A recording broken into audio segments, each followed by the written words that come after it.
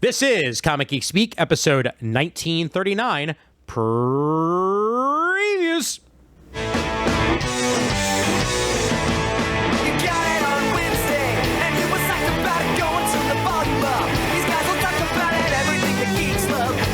Laser beams, opinions like the seasons on everything you read in comics, movies, games, toys, artists, Comic Geek Speak, Comic Geek Speak, Comic Geek Speak, Comic Geek Speak, Comic Geek, uniting the world's mightiest heroes. This is... Welcome to Comic Geek Speak. I'm Ian Levinstein. I'm Ian Kelly. I'm Adam Murdo. And I'm Chris Eberly.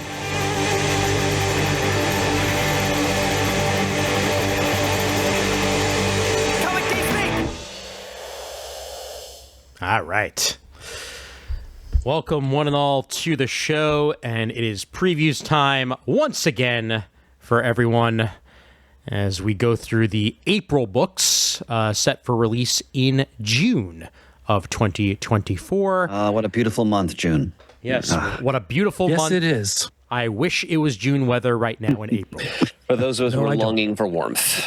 Indeed. No, I'm not. Which is only half of us. I'm the odd duck. I'm with you, Shane. I prefer spring just be a little on the cool side and just let us ease ourselves very gradually into the summer. The only hot month should be August, and that's it. 68 degrees. That's right in my sweet spot. Something like 68, 70. Like, let's just keep it there, keep it going, so I can sit at the Yankee Stadium, not freeze my ass off. Let's just go with that. I'll give you that 68 as a high. Yeah, but I'll be happy to hit the 40s overnight. Perfectly fair. Perfectly fair.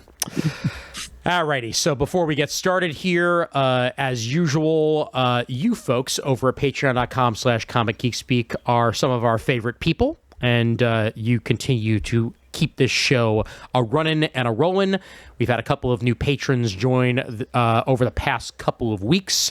Now that we've had some new content on there, a lot of it pants related. All pants, nothing but pants. We're pants everywhere. Pants on the ground. All right.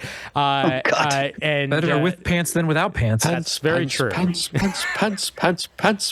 Lovely pants. I'm just going to snip that out and play that whenever I can now. But he released a pilot episode for his retro TV watching, and also the Art of Pants recently released on in video form on the Patreon.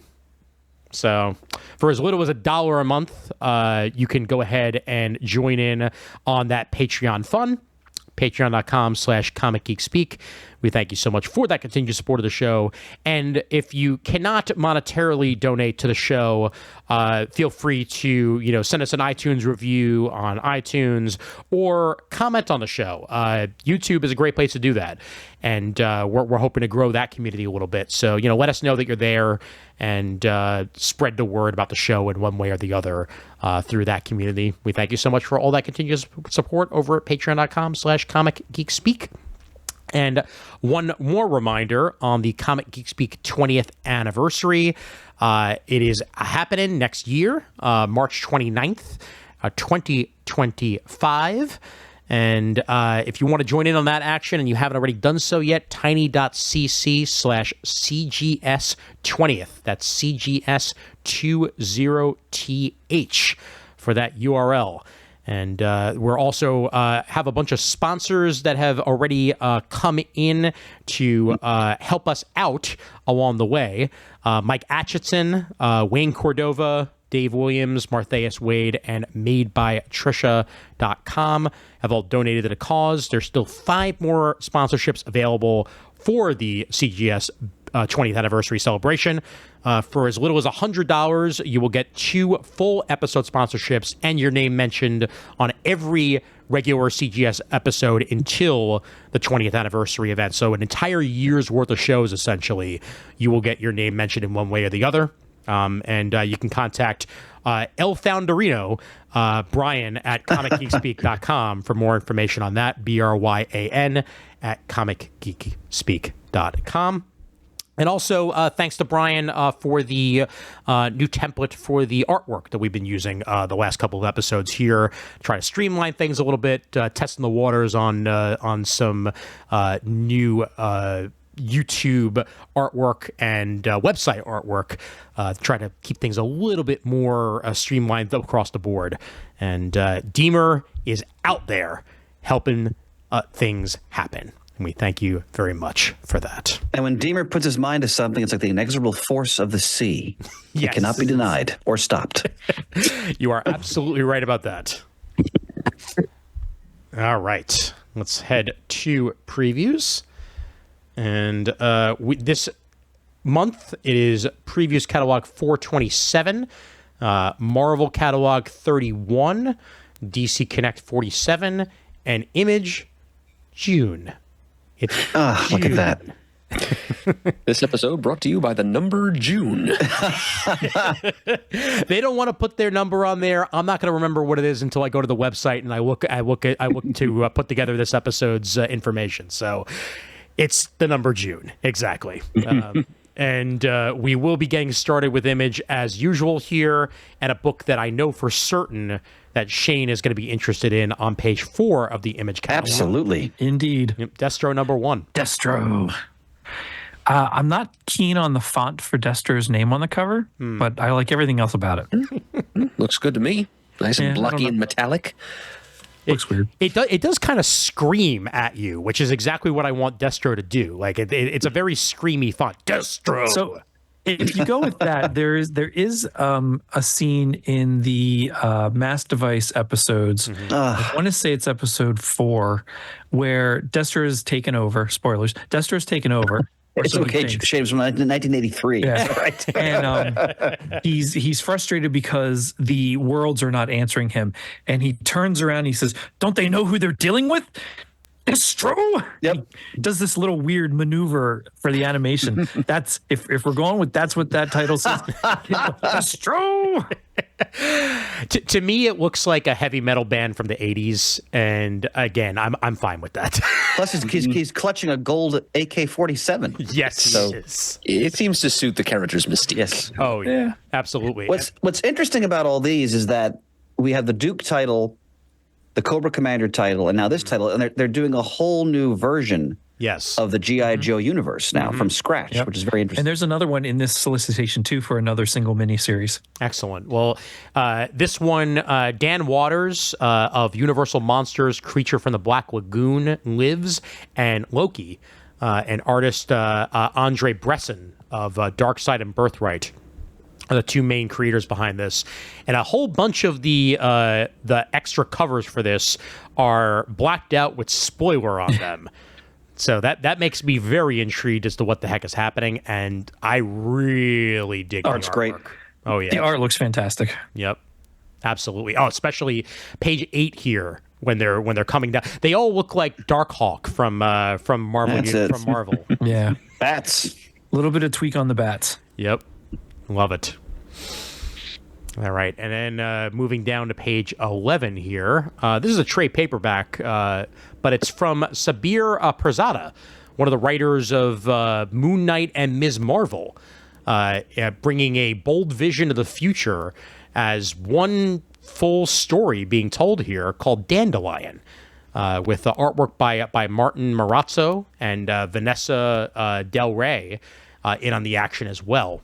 It's described as Nomadland meets Mad Max in this anthology featuring artwork by the already mentioned, as a new civilization is formed in the skies, one that threatens the wealthy citizens who have been hoarding Earth's meager resources for themselves. No, that'll never happen. No, never.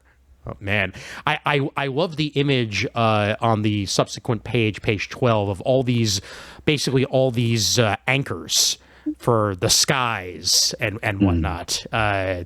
Really, really cool concept and image to go along with that. So do check out Dandelion. And how about this? This looks like it's straight out of like an 80s. I was just about to say that, Ian. Yep, Yeah, absolutely. poster. Absolutely. Yep. Falling in Love on the Path to Hell, number 1, page 16 here. Oh, I thought that said is the path to hell. I'm sorry. Good heavens. Falling in Love on the Path to Hell. Not all right, anyway. Not on your way. So a world of samurai and gunslingers. Indeed. Yep. And Jerry Duggan, well familiar with sword slingers from his time on Deadpool, and the main X-Men book, for that matter, as swashbuckling Nightcrawler was certainly a part of that. But Gary Brown on the artwork from Baby Teeth. And this introduces, as you said, samurais and gunslingers at roughly the same time. But our two leads don't die off quietly. And this is their story of the dying, the undead, and of course, romance. Falling in Love on the Path to Hell, number 1, page 16. And I even love the that Klaus Janson cover. Cover C. Yes. Beautiful, beautiful stuff. Klaus Janson, the man who made Miller's artwork sing. You better believe it. And now, All right. yeah, Crystal 4 is yours for page 22. So once again, we have the indefatigable, the inexhaustible team of Ed Brubaker, Sean Phillips with his son Jacob Phillips on colors, releasing yet another original graphic novel, a riff on the classic Led Zeppelin song, Houses of the Unholy. So an FBI agent from the cult crime beat and a woman with a past linked to the satanic panic are drawn to a terrifying hunt for an insane killer hiding in the shadows of the underworld. That's enough. So we've got FBI, satanic cult, probably in the 1970s. Can't wait. Best team in comics. Yep, absolutely. And what's so great about them is that each story is just so damn unique. Yep. Like, Absolutely. man, so good, so good. And the artwork is just as great as it ever was on the subsequent pages. All right. Very excited. Yep. Todd McFarlane putting out something that doesn't have the word Spawn in it, except for the fact that it's the daughter of Spawn.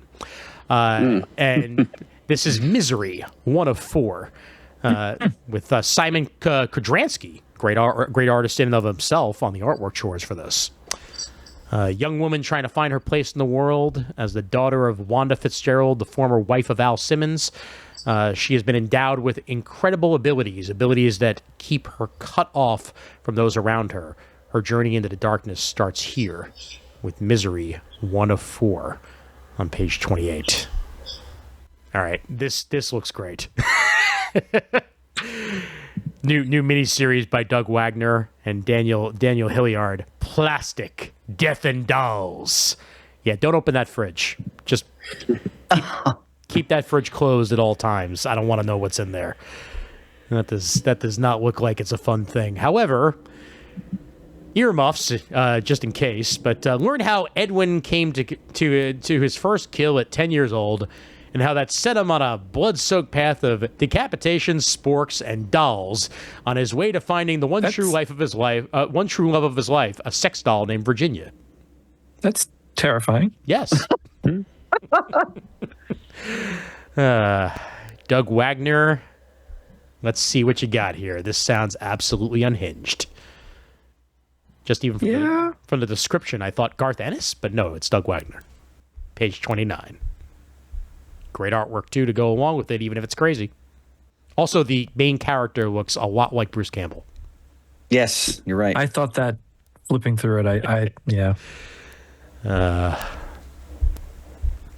right, moving on here to Remote Space. Number 1 through 4. Of 4, that is. Page 42. Written and drawn by Cliff Rathburn. The year is 2450. Earth is dying. The human species has gone down 2 different evolutionary paths. One used cybernetic augmentation to adapt to space travel. The humans left behind used genetic manipulation to adapt to Earth's worsening climate. For Earth to survive, civilizations need to collide. This is Remote Space.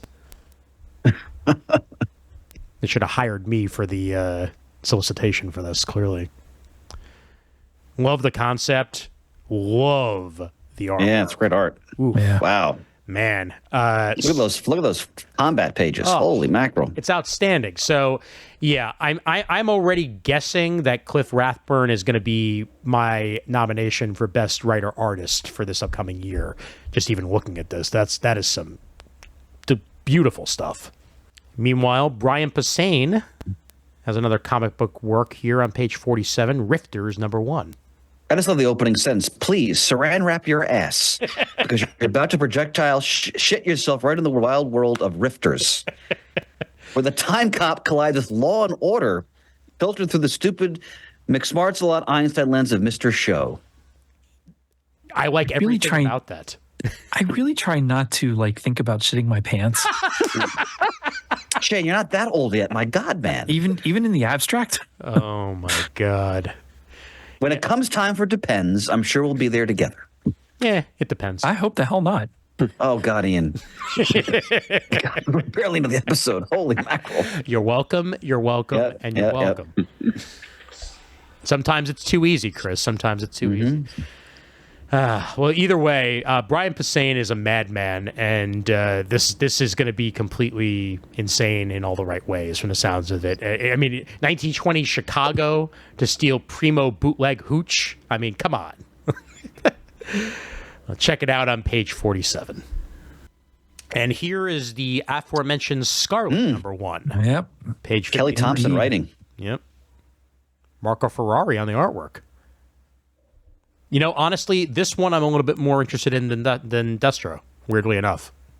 Well, I can't disagree with that. I think over the years we've got a lot more backstory on Destro than we have Scarlett, at least from my reading experience with G.I. Joe.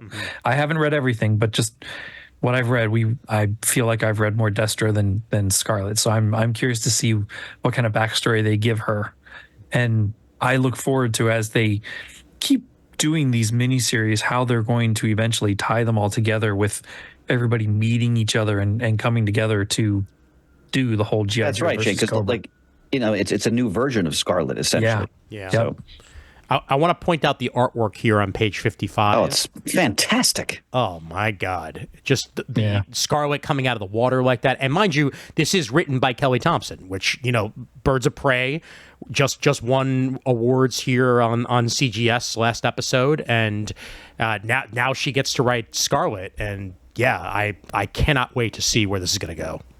And I get a very serious Danger Girl vibe from that. Yes. That sequence. Danger Girl. Wow, I haven't thought about them in a while. Oh, I know you that did. comic. God, that's so great. So much fun. Now for something completely different. Page 60, Self-Help #1 by Owen King and Jesse Kellerman. Down on his luck, rideshare driver Jerry Hauser's existence is a bleak one, especially because every fare he picks up tells him how much he looks like uber-successful self-help guru Darren Hart. But after a twist of fate, Jerry is given a chance of a lifetime, which, if he's not careful, may well end his lifetime. So begins this California noir, a rollicking and gleefully lurid pulp crime story for our time. I'm in on this. That's When I hear the word noir, I usually give it a shot. noir with a Prince and the Pauper take. Yeah, that's for me. Absolutely. And oh my God, the artwork. Yep. Yeah. Image really does have some of the best artists in comics, period. All right. Meanwhile, Dustin Weaver, the hardcover collection of 1949. This collects the entire story of Packlist 1949, as originally published in Packlist issues 5 through 7. So, its own side story there, collected in one hardcover for you on page 68. And Cobra Commander Volume 1 by Joshua Williamson, available all 5 issues on page 70. I gotta say, if you read the print down there, featuring a direct market exclusive cover by Andrea Milana, that will only be printed once. They did that with the Transformers volume. They're doing it with Duke. I gotta say, I'm a little bit of a sucker for that. What? It's kind of cool. Yeah, it is, and both covers are great. Yeah. Yeah, Especially Cobra Commander surveying his legions. And Oh, yeah. and I want trades of these because I want to read them over not pulling out issues that I have. I'm really thinking about getting the one print only ones. Just when I thought I was out, they pulled me back in. Yeah, like I need another Vice to get multiple versions of the same thing. Oh, no. We never do that. No. Well, page 70 for Cobra Commander, page 71 for Duke, and buy the exclusives and spend more money. All right, moving on. Geiger Deluxe Edition, Volume 1, part of the Ghost Machine universe.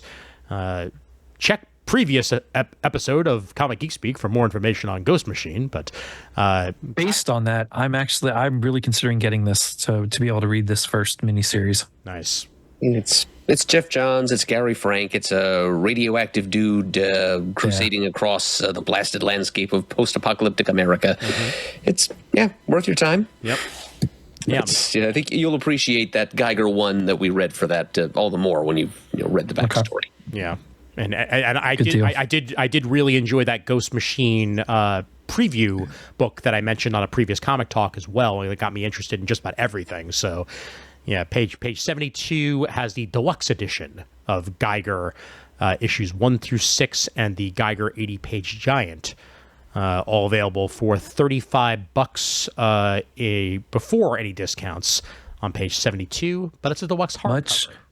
Much better than that other hardcover we were talking about. You better believe it. I Hate Fairyland Compendium, 1 The Whole Fluffing Tale, by the one and only Scotty Young. 20 issues of I Hate Fairyland and the I Hate Image Free Comic Book Day 2017 special, all collected. And mind you, I just said that last thing was $35. This is a trade paperback. 556 pages, 21 issues of comics for $35. That's not bad either. That is not bad at all. Nope. Image gives the people what they want. Yes, they do. And that is available on page 74. One of my favorite comic books to say, Junior Baker, the Righteous Faker, by Joe Casey. And Ryan Quackenbush, first 5 issues of that available on page 75 in the first trade paperback. And Brian Bucoletto's Midlife or How to Hero at 50, also available on that next page, 76. All right. Further in here, Kyle Starks, Rock Candy Mountain, complete. Going to Rock Candy Mountain, Charlie. 8 issues of that, and includes additional bonus material, only for $20 here on page 80. And wow. Yep, we got Brubaker and Martine for you. So anyone who enjoys like young adult, like detective stories, that kind of sensibility, imagine that in the hands of Ed Brubaker. Oh yeah. So, and Marcus Martin. I read the first 2 volumes of this Friday. It's about a young female detective, sort of in a transitional period in her life, from high school to college, and how her hometown she can't kind of escape it in a sense. It's so well done. I can't recommend these enough. Yep, and this is book 3. Christmas Time is Here Again. This is an advanced solicit, so it's actually not going to be available until July 24th. But it is available for pre-order on page 82. New edition of Volume 4 of Invincible. I haven't quite finished the Invincible Season 2 yet in animated form. But by the time we do our next comic talk, I will have finished it, and I'll be able to discuss it, because I've heard about some things that happen in it that I cannot wait to talk about. But this is the new edition of Volume 4, which collects Invincible 20 through 24 and Invincible number 0, all of which is pretty much being covered right now in that Season 2. So check that out on page 83. Jeff Lemire's Phantom Road Volume 2 collects 6 through 10 of Phantom Road, page 85. And then a whole bunch of ongoings and miniseries conclusion. The Cabinet gets its 5th and final issue on page 90. And I don't believe we have any Saga.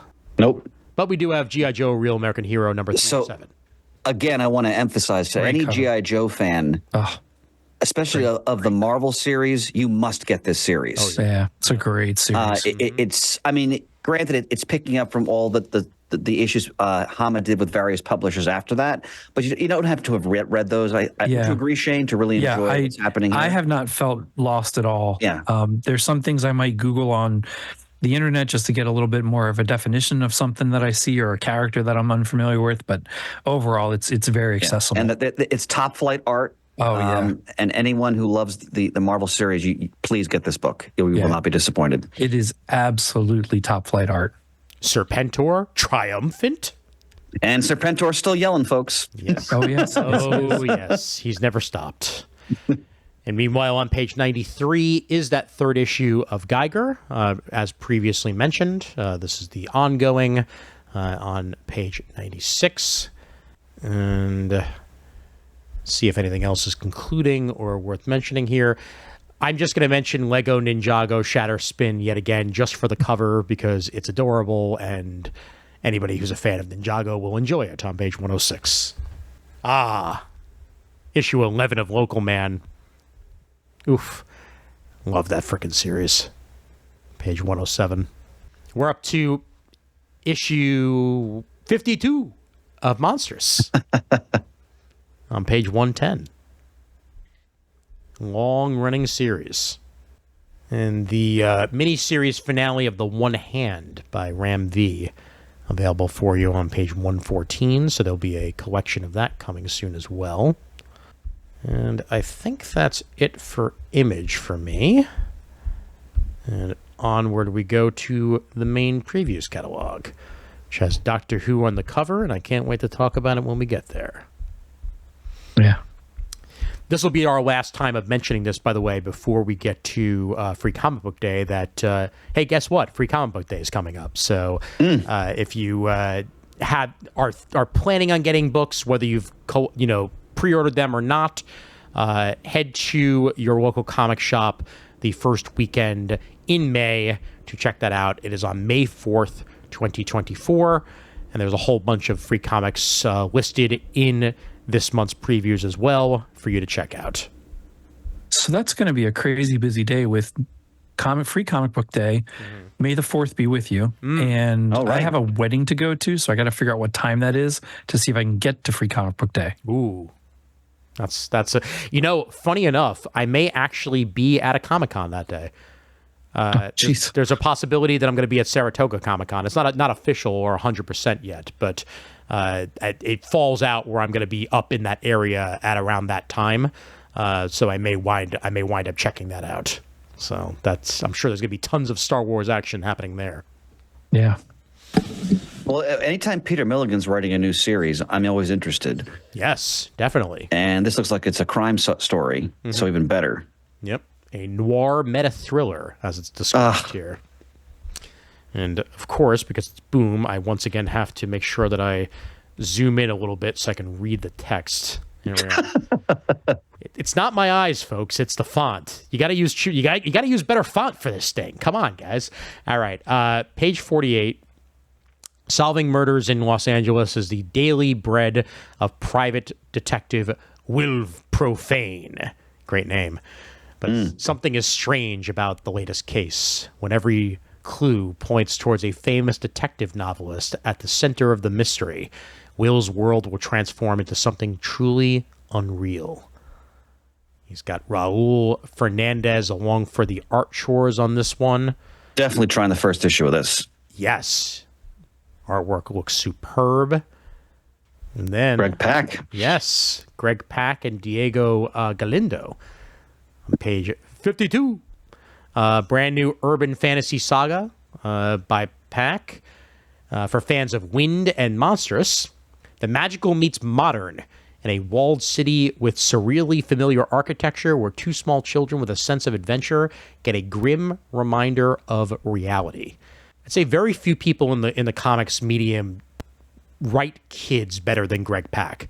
And he gets the opportunity here again with Lawful, first of 8 issues here on page 52.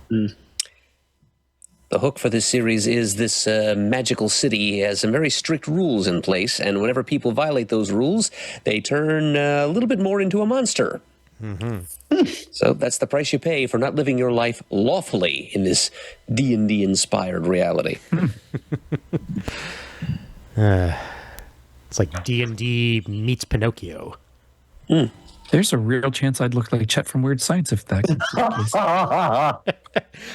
Now, I want to point out, page 56, there have been BRZRKR comics before, but this one, written by Jason frickin' Aaron, Yeah. illustrated by Francesco Manna, and obviously still created by Keanu Reeves. So if you want to go further into the BRZRKR universe, because that's the only way to say it, because there are no vowels, this may very well be the issue to do it. But Ian, the way you pronounce it, all of a sudden it's 1994 and I'm outside of Clerks. Yeah. I was just thinking that. BRZRKR. Yeah. I will not finish that song, BRZRKR. That's great. Oh man, yep. But yeah, if anyone's gonna get the pedigree of Jason Aaron involved, it'll be Keanu frickin' Reeves. I'll tell you that much. BRZRKR. That's gonna be in my head all night. Well, you're being G-rated about it right now. I know. This is a family show after all. Briar issue 6, by the way, by Cantwell. So we're nearing the conclusion of this 8-issue mini by the one and only Chris Cantwell on page 6. Another one of the best writers in comics. Very much true.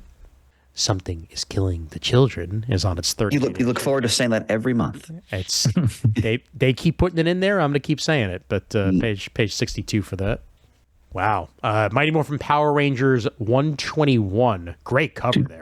Yep. Wait, is that really run for 121 issues? Is that like a special numbering? This is the 121st issue of Mighty Morphin Power Rangers. Wow. Yeah. Yep. It's been running that long at this point. That is one of the most successful toy lines in history. It is. Yep. Most definitely. And they've come a long way from those toys that had the really weird head that you could press the button and it would flip from the helmet to the face. I mean, for what they did is they would just progress in shows. Every year was a new outfit. Every year was new stick to it. So every year there were new toys, more so than almost any other brand. Every year they used stock footage from a different Japanese TV show. Yes, they did. Yeah. Yep. I also hated how the toys had their Morphin coin on their chest, but they didn't actually have that in the show. It's just so weird. All right, rant over. Even kids are looking for realistic toys. Kieran Gillen, Dan Mora, there's nothing else that really needs to be said here. This is the Once and Future Book 2 Deluxe Edition and Slipcase Edition, page 68. If anything deserves it, it is this right here. Dan Mora art in all its glory. Slow Burn is certified cool. Ali Masters and Pierluigi Minati collects the first 5 issues of the Slow Burn series, page 69. Obscured by the caustic mists spewed forth by the coal-seared fire from the 1960s still burning.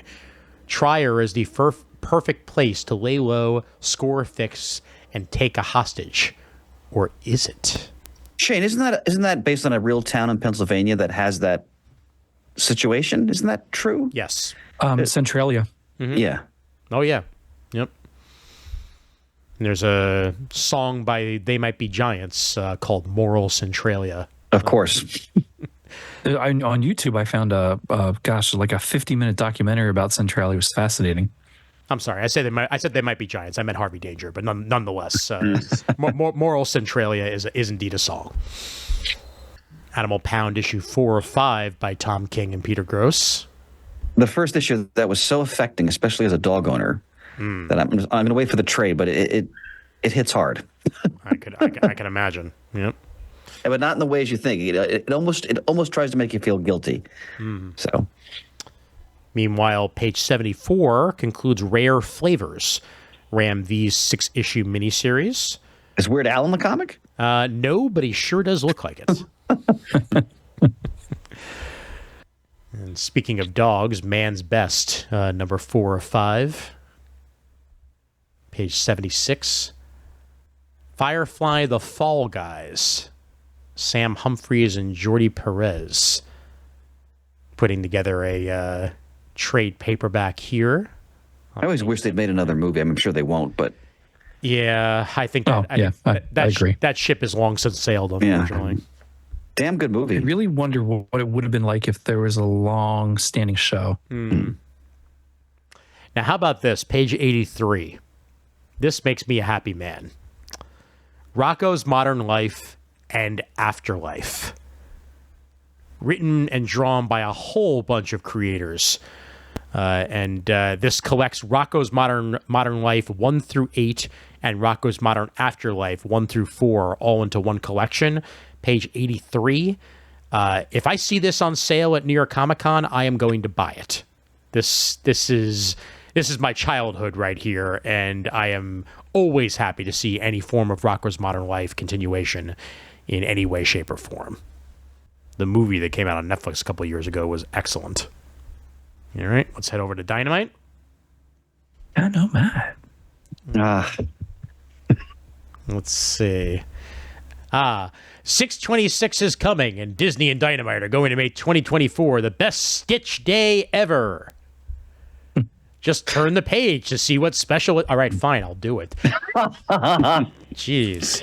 Lilo and Stitch, number 626, original graphic novel. Written by, funny enough, by someone whose name is actually Moana. Yeah.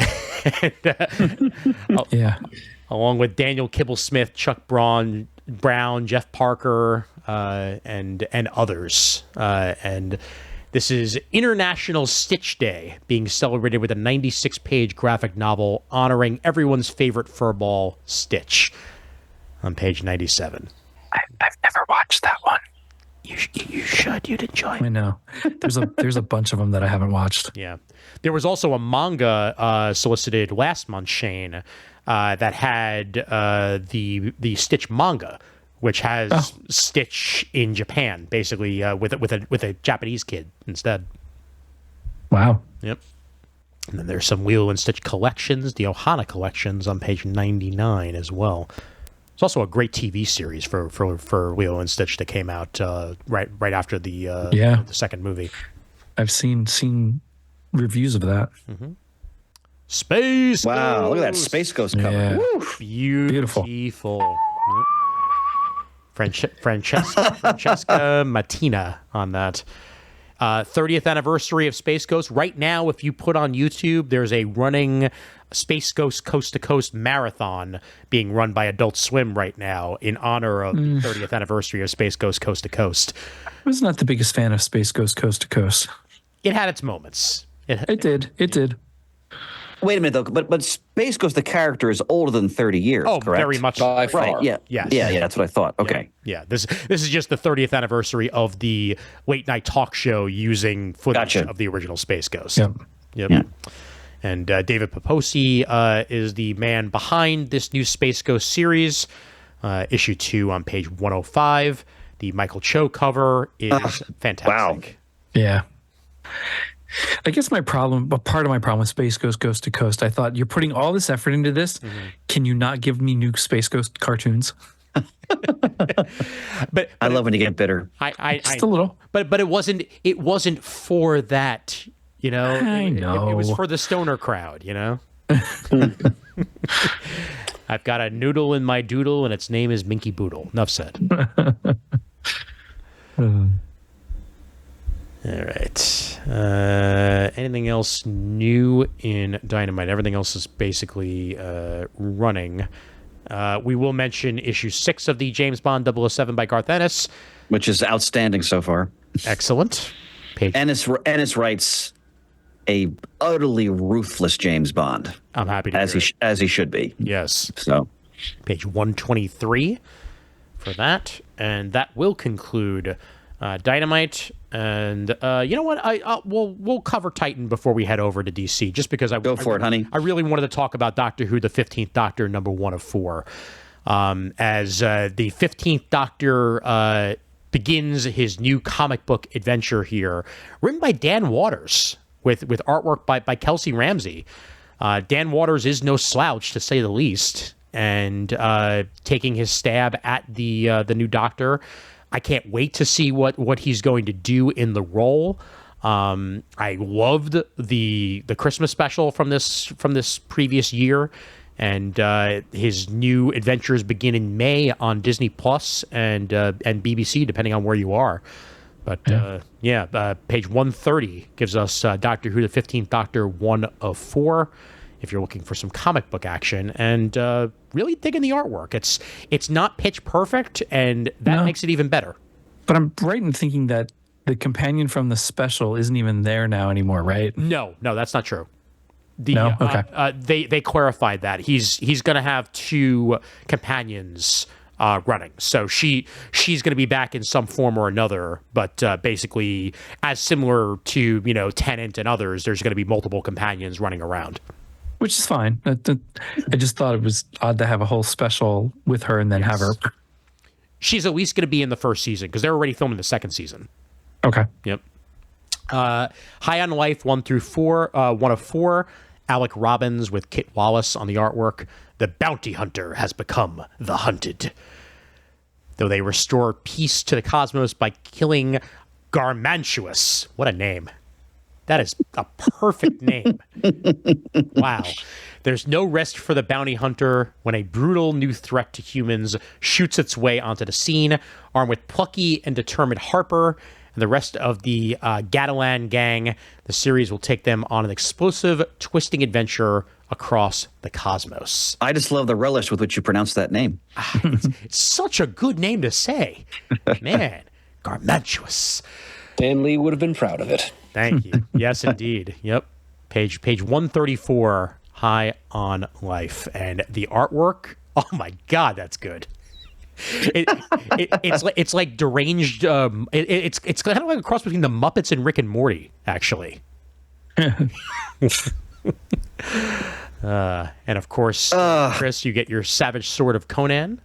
And I actually picked up, coincidentally, the first issue of this at my LCS because I didn't order it. Mm-hmm. Again, this is a new version of the legendary magazine Marvel was producing in the 1970s, in black and white. The first issue did not disappoint. I'll talk about it more in our next Comic Talk. Fantastic. That's on page 136. Then the ongoing Conan the Barbarian. What a frickin' cover by Jeffrey Allen Love there. On the next one of the best comics on the stands, as far as I'm concerned. You better believe it. Page 137 for that. And how about this? Conan City of the Dead. Combines classic Conan and the Emerald Lotus with the all-new original Conan and the Living Plague. So this it's basically classic with sequel combined into one here. And this is written by John C. Hocking. And is this prose from the looks of it. Okay. Yeah, because I'm not seeing an artist listed, so I'm assuming that is indeed what this is. Well, Conan began as pulp, so indeed, yep. So 139 for that. All right, and here we are. Peanuts. Here's to You, Charlie Brown. Page 147. Facsimile edition of Here's to You, Charlie Brown, originally published in 1960 to 1962. Featuring many of your favorite characters, including Charlie Brown, Snoopy, Lucy, Schroeder, Linus, Patty, and Pigpen. Love the cover. Yeah. That's on page 147. And My Name is Zero, new manga here, out of Titan, page 150, by Hana Shinahara. Kanazaki Ray is an avid gamer, but his debts are mounting up as the expensive medical treatments for his sister don't come cheap. In a fit of desperation, he follows a link in a mysterious email promising hope. Never click on mysterious links. Come on. Only to find himself transported into the dangerous world of his favorite video game.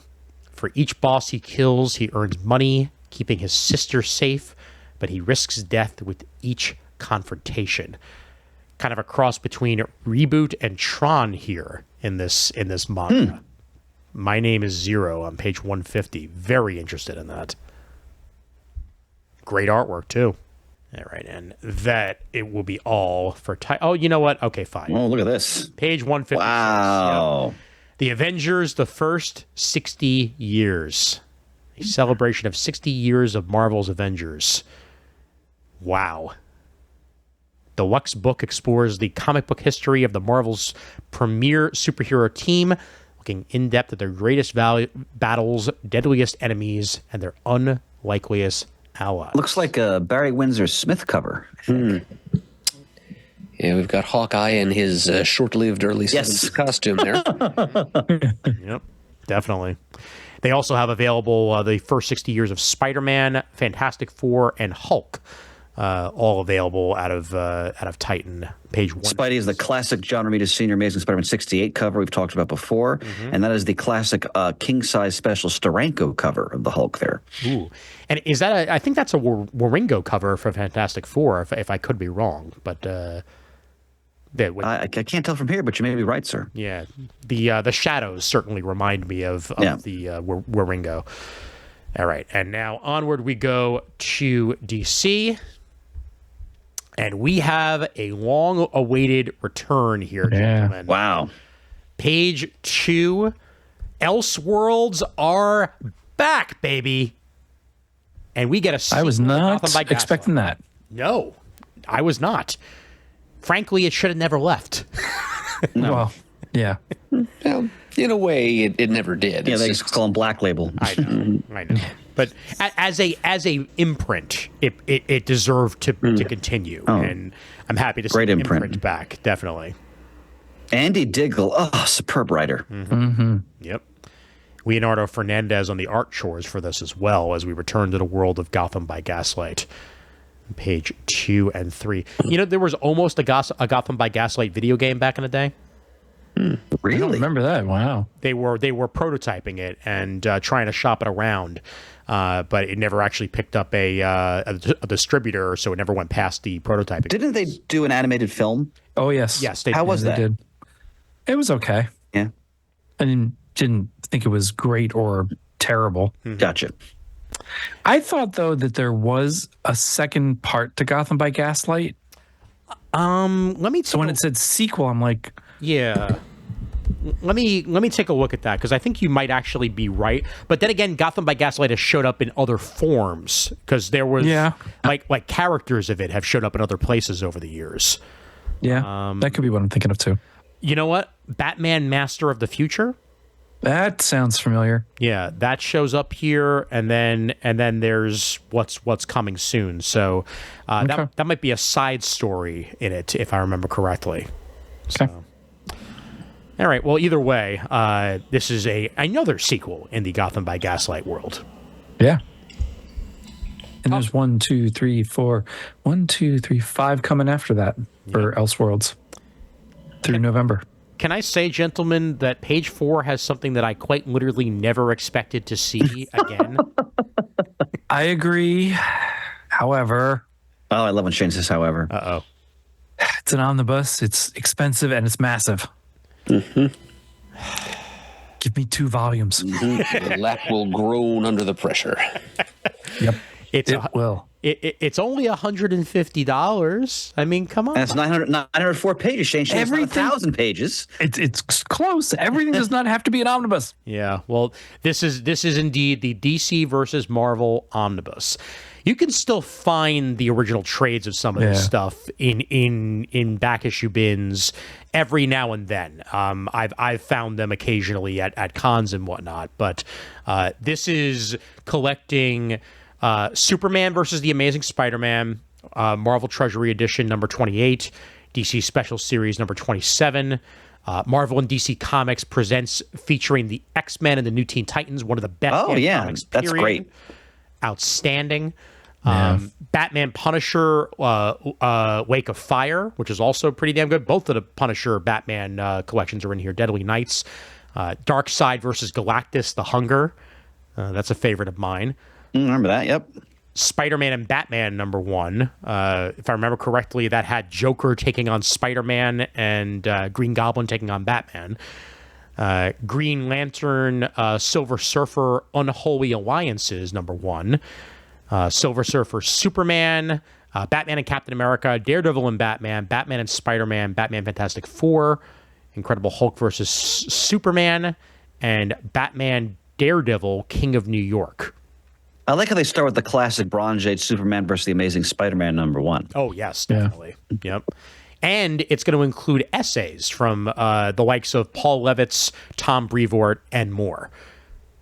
It's a damn good packaging, I'll tell you that. Oh, it is. I got really excited until I saw what it was.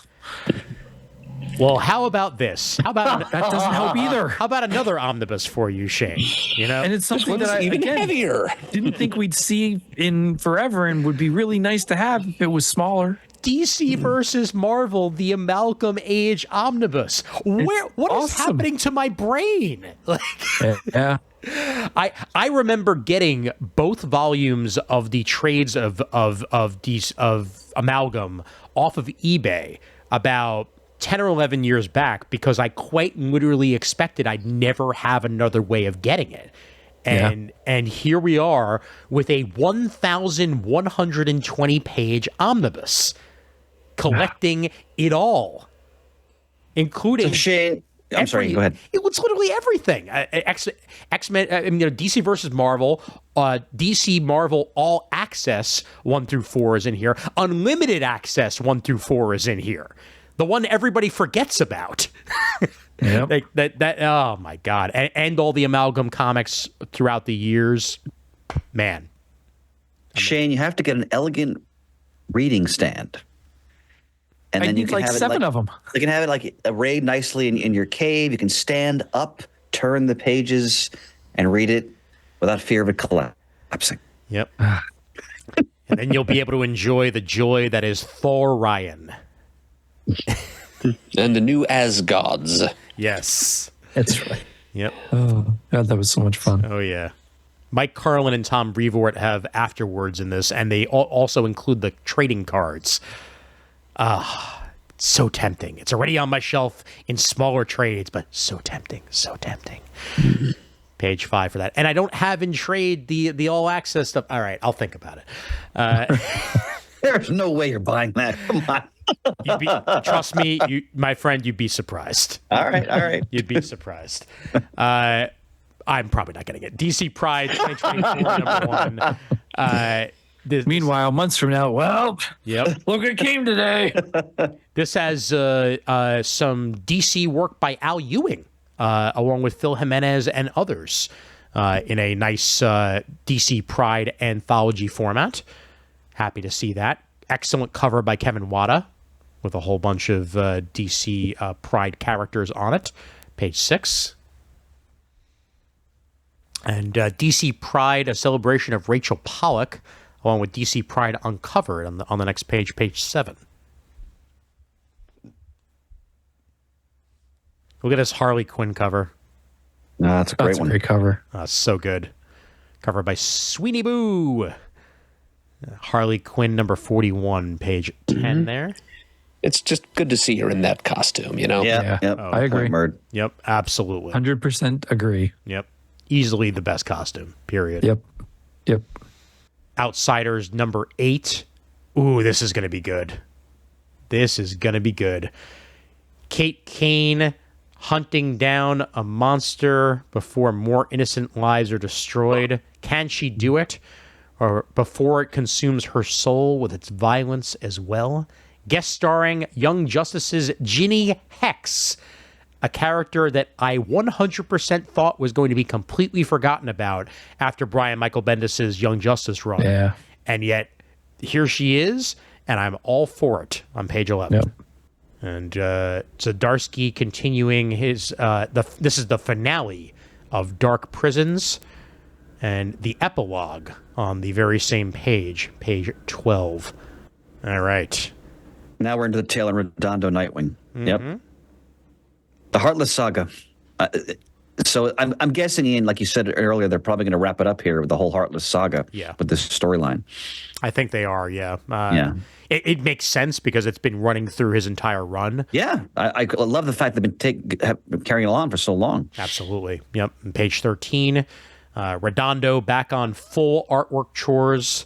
Variant cover by Dan Mora as issue 115. It continues with part 2 on page 13. Check out Brave and the Bold 14. Yep. Boosterific. Yes, it is. And the Jurassic League. I know, but Booster Gold's in it, so I'm going to get it. Oh, man.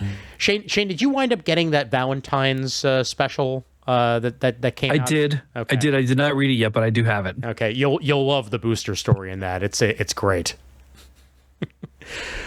Yeah, this is on Brave and the Bold number 14 on page 14, including some Nightwing and Deadman action, Booster, Guy Gardner, whole bunch of great stuff there.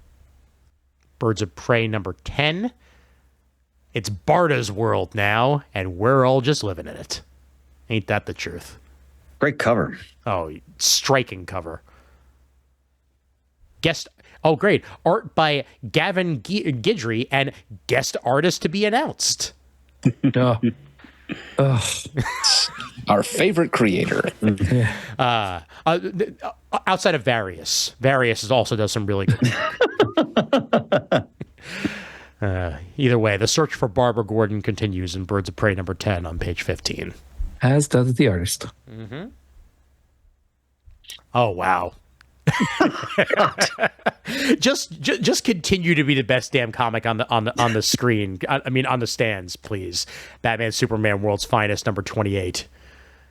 Something is destroying the fifth dimension, and if an army of evil imps can obliterate all the joy and life from an entire reality, what chance do Superman and Batman stand against it?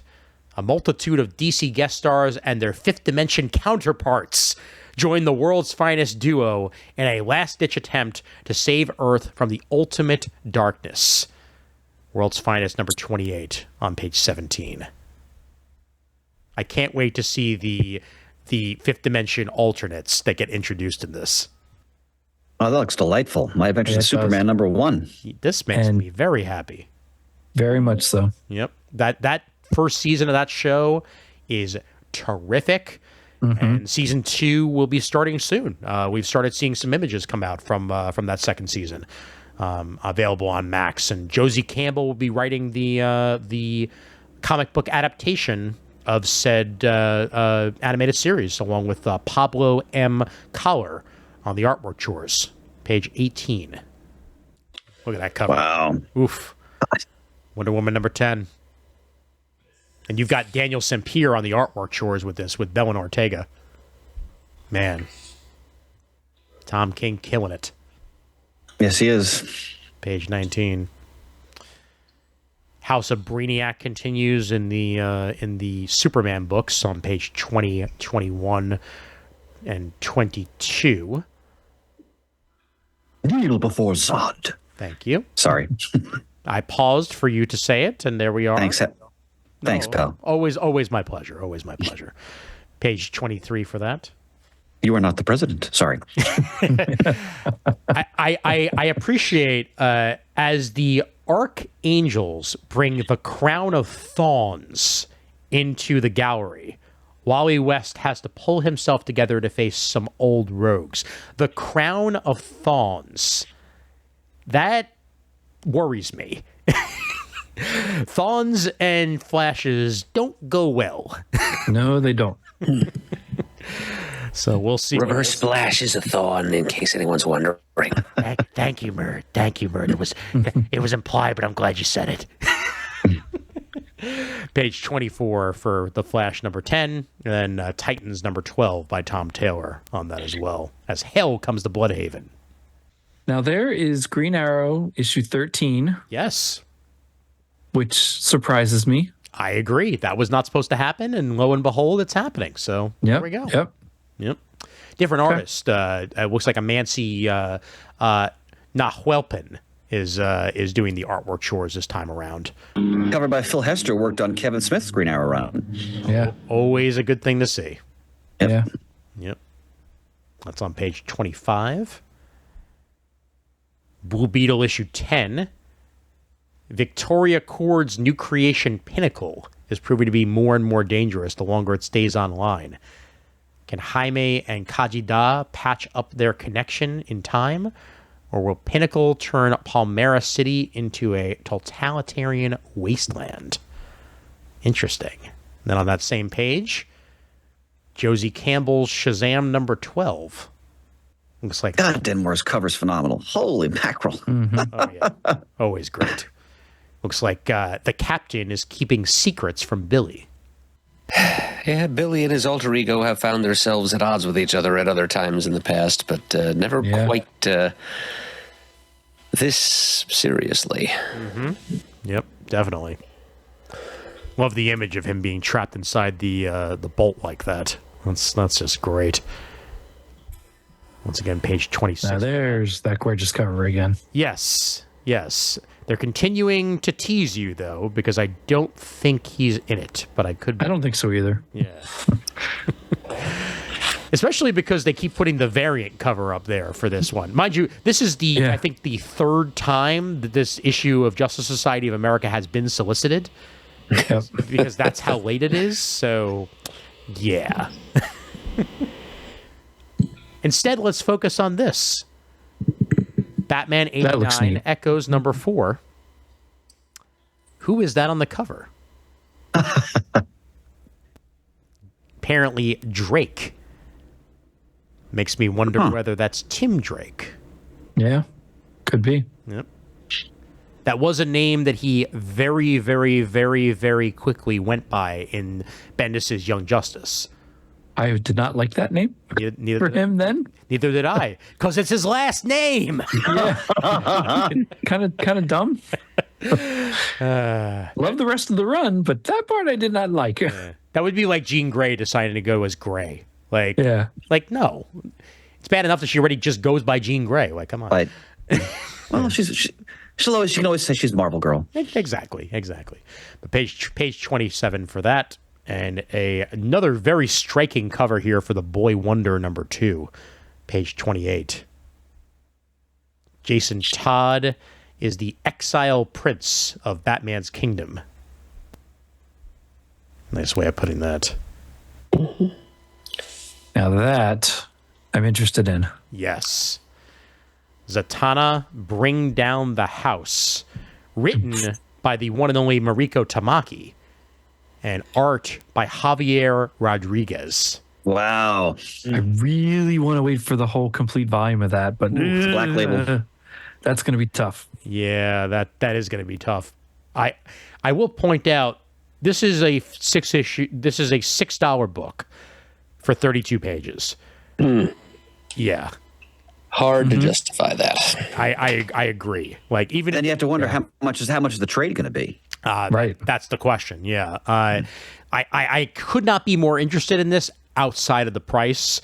That's getting way too steep. But the story premise, everything about it looks great. Otherwise, I mean, look at the splash right here. Oh, Oh, wow. my fabulous.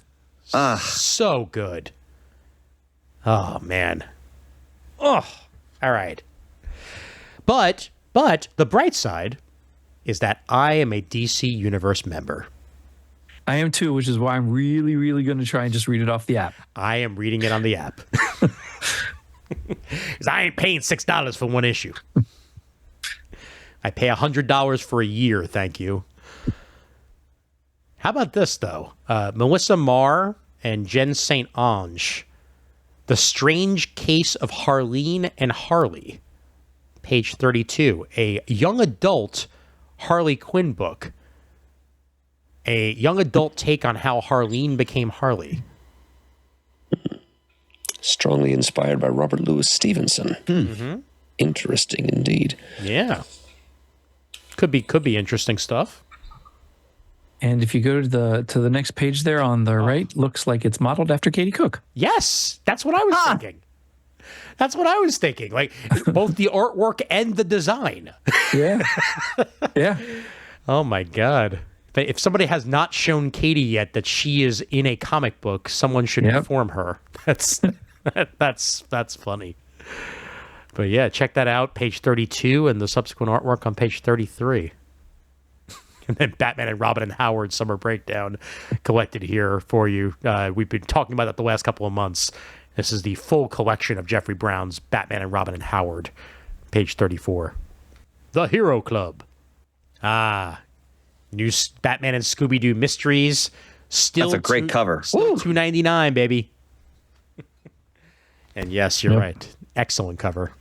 Page 37.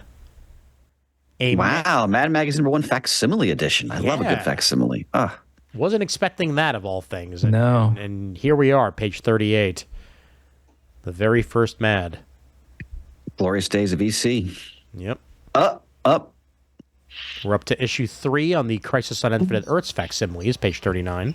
By the way, I'm sorry, ask Shane, go ahead. Are you getting these, Adam? No, definitely not. Okay. Is Peter getting him? Sorry, go ahead. I was just going to say, is Peter getting him? Probably.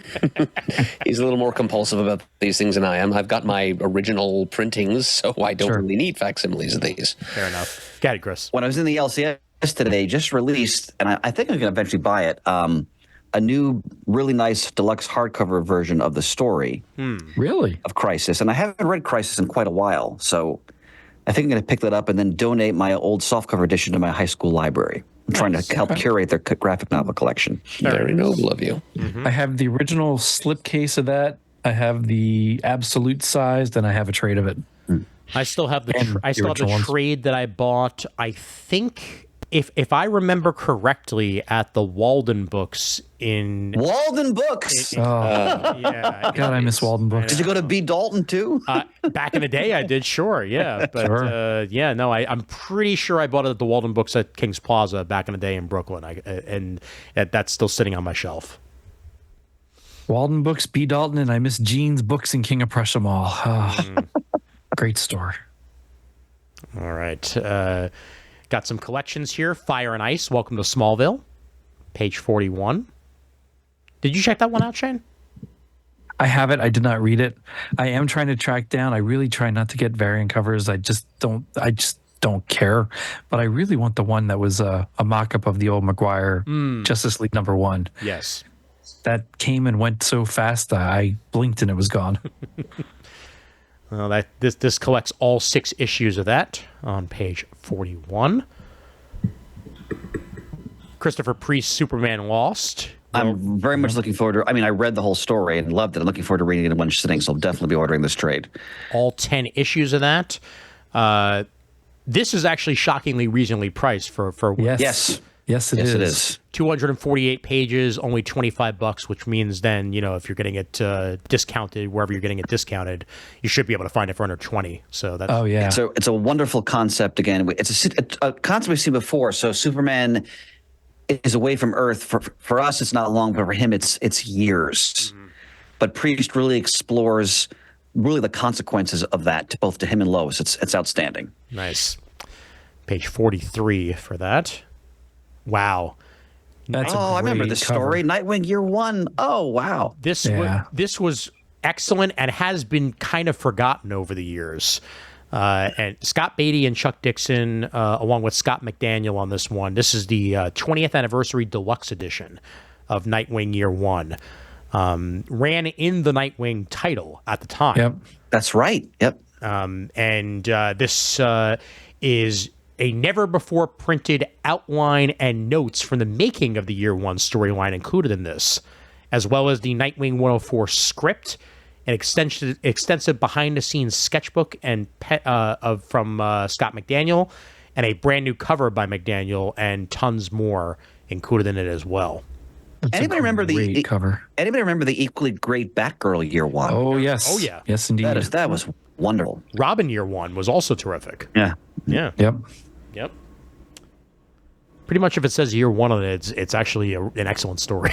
When I was in grad school, that Batgirl Year One mini was actually a text in one of my classes. Really? Wow. Fantastic. Very cool. All right. Speaking of great books, page 45, Robin Tim Drake Compendium. This is just for you, Shane. 1,128 pages of comic books. Right? But it's not an omnibus, and It's soft cover. Yes. and it's less money. Very true. I know it's soft cover. I get it. I know. I'm still not getting it. It's too big. But this collects a whole whopping amount of comic books here. Batman 445 through 457. A whole bunch of other Batman books in there. A whole bunch of other detective comics. The Robin miniseries are thrown in there. Cry of the Huntress 1 through 6 is in there, as well as 1 through 5 of the ongoing Robin series, and a whole bunch of others. So I have to go through my posters. When he first came out in that costume, there was I don't think it was 6 feet, but it was a longer poster of just him in the costume, kind of standing very apropos. Yeah. And I had it on my wall for years. I think I still have it rolled up in one of my tubes over there. From whenever that came out. God, 90 whatever. There's two artists that in my head I associate with Tim Drake Robin more than anybody else. It's Todd Nauck, obviously, and three. Freddie Williams, number 2, and number 3 would be Tom Grummett, because Grummett's Drake has always been pitch perfect. So happy to see that cover there of his thrown in there, and then a absolute edition of Transmetropolitan solicited here as well. So any of you want to get a very high quality hardcover of Transmetropolitan, you can get that there as well on page 45. Rounding things out, World's Finest Volume 3, page 46. That collects 12 through 17 of the series. Wade and Mora, along with Emanuela Lupacino. That reprint there of Detective 1000, that kind of surprises me. I'm like kind of out of the blue, don't you think? A little bit, yeah. I guess they just figure that it's a milestone issue that people may want to have another edition of. But on the bottom of there, though, we do have Volume 5 of Nightwing. So Yep, page 47, and that ends DC. And because I went forward a little bit, we get to go straight to Marvel. And I cannot wait to talk about this when we get to it. But I will talk about this now. It's not X-Men. It's Amazing Spider-Man number 51. Yes. I'm sorry. Go back to that cover just a minute. Yes. There's something almost creepy about this. Oh, it's more than just creepy.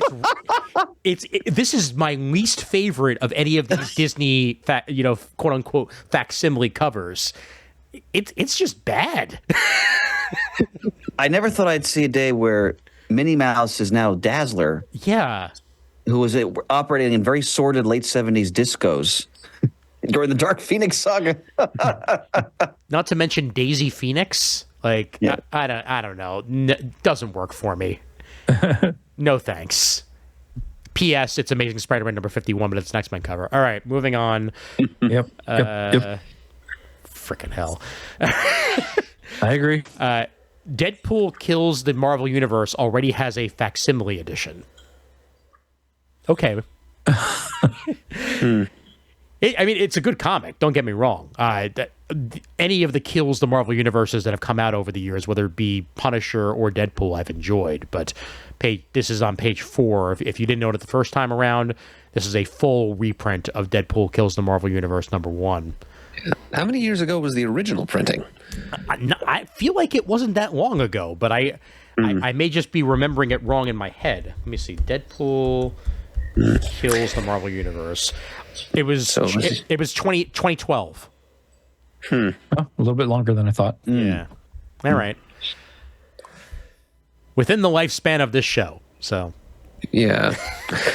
So is it going to have reproductions of the ads and everything? Yeah, I guess so. Usually they do, yeah. Yep. Well, I've never skipped this far into a Marvel catalog. But they're not leading with their A stuff this month. No, they're not. No. To be fair to us. They really aren't. It's the whole Blood Hunt crossover. Yeah. Just really expansive. Wow. Well, the one that I will mention 16 pages in, just because it's you have a Jubilee one-shot and you have a Magic one-shot associated with Blood Hunt. So both of those are worth mentioning on page 16 because wasn't Jubilee a vampire at one point? Exactly. Right. Okay. That's what this one shot is all about. yes, indeed. Yep. Thanks. So props to them for remembering that. And Oh yeah, I don't remember that. She extort. was up until right before Krakoa. Oh, okay. Yeah, that's how long she was a freaking vampire. It was ridiculous. I wonder if they ever told us what happened to the kid that she was carrying around for a while. Remember, she had this baby that she was. I remember that. Yeah. That was even in Bendis's X-Men, all grown up in like a Sentinel body or something like that. this is all far in the future for me. Oh, I know. All right, let's get past all this blood. Wow, there's a lot of Blood Hunt. Holy mackerel. Yeah. Jeez, man. God. Wow. So June is just not a month for Marvel, apparently.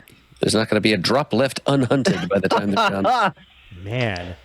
But even Fantastic Four, which I will mention yet again for the wonderful cover, Oh, yeah. Yeah. is a Blood Hunt tie-in, as Reed Richards tries to find a cure for the vampire virus that's going around. Doctor Strange has an amazing cover. That's also a Blood Hunt tie-in. Yep. I think I'm just at a point now in my own life where I don't have any interest in these big events anymore, and this just seems so all-pervasive. My God. Yeah. Well, here's one actually worth mentioning, okay? X-Men number 35, Legacy number 700, fine. I'll give them that. It's 700 issues of X-Men either way, but this is officially the conclusion of the Krakoa era. Great. I'm definitely going to pick it up. Yeah. An end of an era with a amazing wraparound cover here. Yeah, it is beautiful. Yeah. Gorgeous. That's on. Well, I love the tip of that, all the different versions of costumes in it, and Yes. great. Yep. Yep. And then the aforementioned Scarlet Witch number 1 on page 26. By Steve Orlando and Jacopo Camagni. Thank you for saying that. Nobody does it better. Let's answer the question. What happens when an unstoppable force meets the end of all things? When pure chaos meets pure destruction? Wanda's about to find out. Everything will be fine. Oh yeah. Oh yeah. Yeah, always. Now here we go. Page 28. Somewhere Jamie D is a happy man. Uncle Scrooge and the Infinite Dime, written The Infinity Dime. Infinity Dime. Infinity Dime. You're right. Written by Jason Aaron. Come on. Uncle Scrooge multiverse story is what it leads to. Yes. Hell of a creative team, and it's Marvel actually doing something with classic Disney, which they usually leave to farm out to other publishers. Yep. Yes, indeed. Yep. And there's going to be a reprint in this. This is also reprinting the classic Christmas on Bear Mountain, the first appearance of Scrooge McDuck, by Carl Barks. Wow. Yeah. I may buy this. I think I'm going to read it to talk about it on the show. Like, Oh, absolutely. Yeah. I'm just having the $8 heart stroke part. Shane, don't get a stroke over. Well, It's just comics. here's the question. I'm being facetious, but whew, Here's the it question. really looks good. Will they put this on Marvel Unlimited? I would hope so. I would hope so too, because it's being published by Marvel, but Yep. no other Disney comics that I'm aware of are on Marvel Unlimited Yet. yet. Yeah. Yet. All right. Well, we shall see. We shall see. Oh my God, that cover by Alex Ross. That's stunning. fantastic. Oh my God. I would have that as a poster on my wall. That is fantastic. Yep. Man. Oof. All of them are great. The McNiven cover too. Simonson? Yep. Simonson? Oh, man. And here we are I know you're waiting for this one, Levy Poo. Oh, you better believe it. Page 32.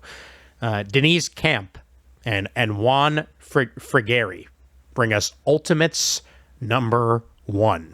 The return of the Ultimates in this new Ultimate universe that's been crafted by Hickman.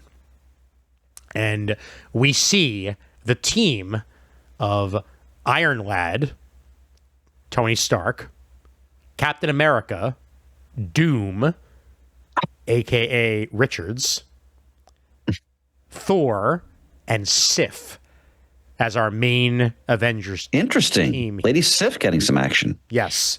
Lady Sif was central to the one-shot, the Ultimate Universe one-shot that came out. And, this looks like it's going to be great. And I'm pumped for the Ultimate Universe. I really am. One of the most short-changed characters in the Marvel Cinematic Universe. Yes, I would agree with you. And Ultimate Black Panther, I've yet to read issue 2 of this, but I cannot wait to do so because I loved issue 1. And Thor, looks like Storm's getting further action in here. And Black Panther must take back Wakanda in issue 5 of the series. This is one of the best books on the stands. Yep. Ultimate Spider-Man. Wow, it is. I've read 1 through 3, I believe. It is tremendous. I mean, if you love Spider-Man, this is just pure goodness, right to the core. And is that Ultimate Bullseye, right? I see right there. Sure looks it. Indeed. Wow. Okay.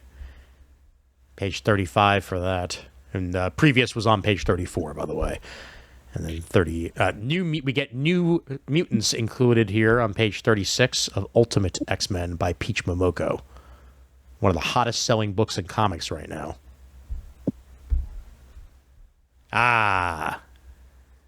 Murd, welcome to the Infinity Watch.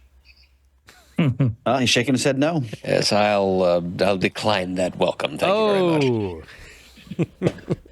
The solicitation mentions the word stones far too many times for my liking. Plus, it's throwing it in my face that they've been incorporated into the beings of characters who are about as forgettable as DC's New Guardians. Gotcha. Wow. Wake me up when the stones are gems again and they're embedded in some piece of clothing someplace. I'm more impressed by the fact that this is an annual that has artwork by Salvador LaRocca and Sarah Michelli involved. Like, wow. They went to their A-listers for this one, and as you said, the story itself may be a little bit questionable, but we shall see. Bird, you may have a long slumber. It is well deserved. The Murd sleep.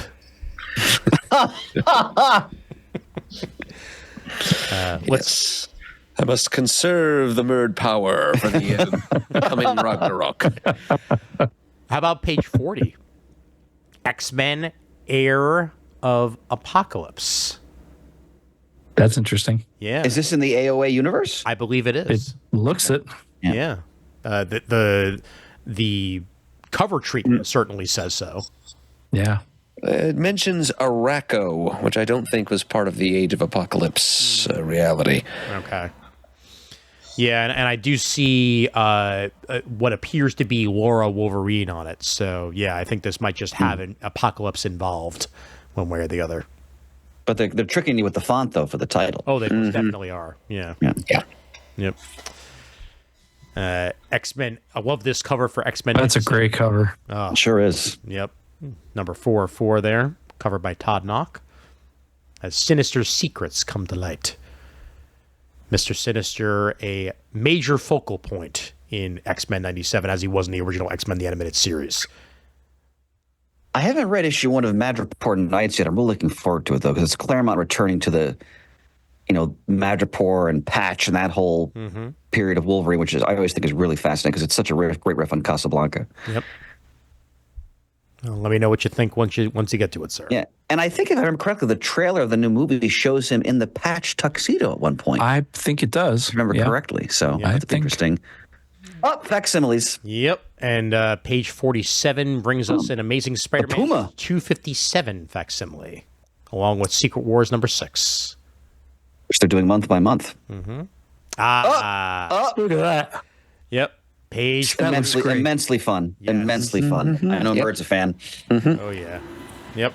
I might get that one myself. Godzilla #1. That looks fun. Great facts. It's totally fun. It's Doug Monk, Herb Trimpe. It's great Bronze Age Marvel. It's good stuff. Frankly, I'm glad that they're, as a companion piece to the collection that we mentioned last month, Right.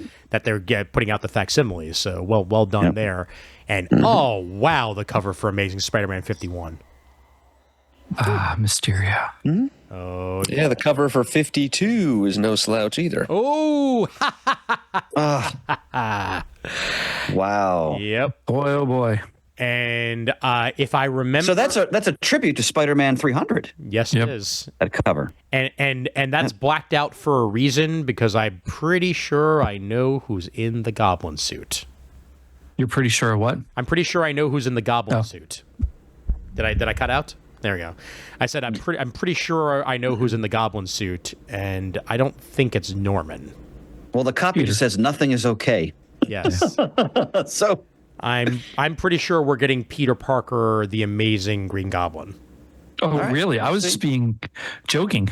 Yeah. we'll see. Yep. when I said Peter. Oh, that's funny. Off the deep end here. Symbiote Spider-Man 2099, issue 4 or 5, Peter David. And Spectacular Spider-Men continues as well as the world comes crashing down around Peter and Miles. Umberto Ramos on the artwork here.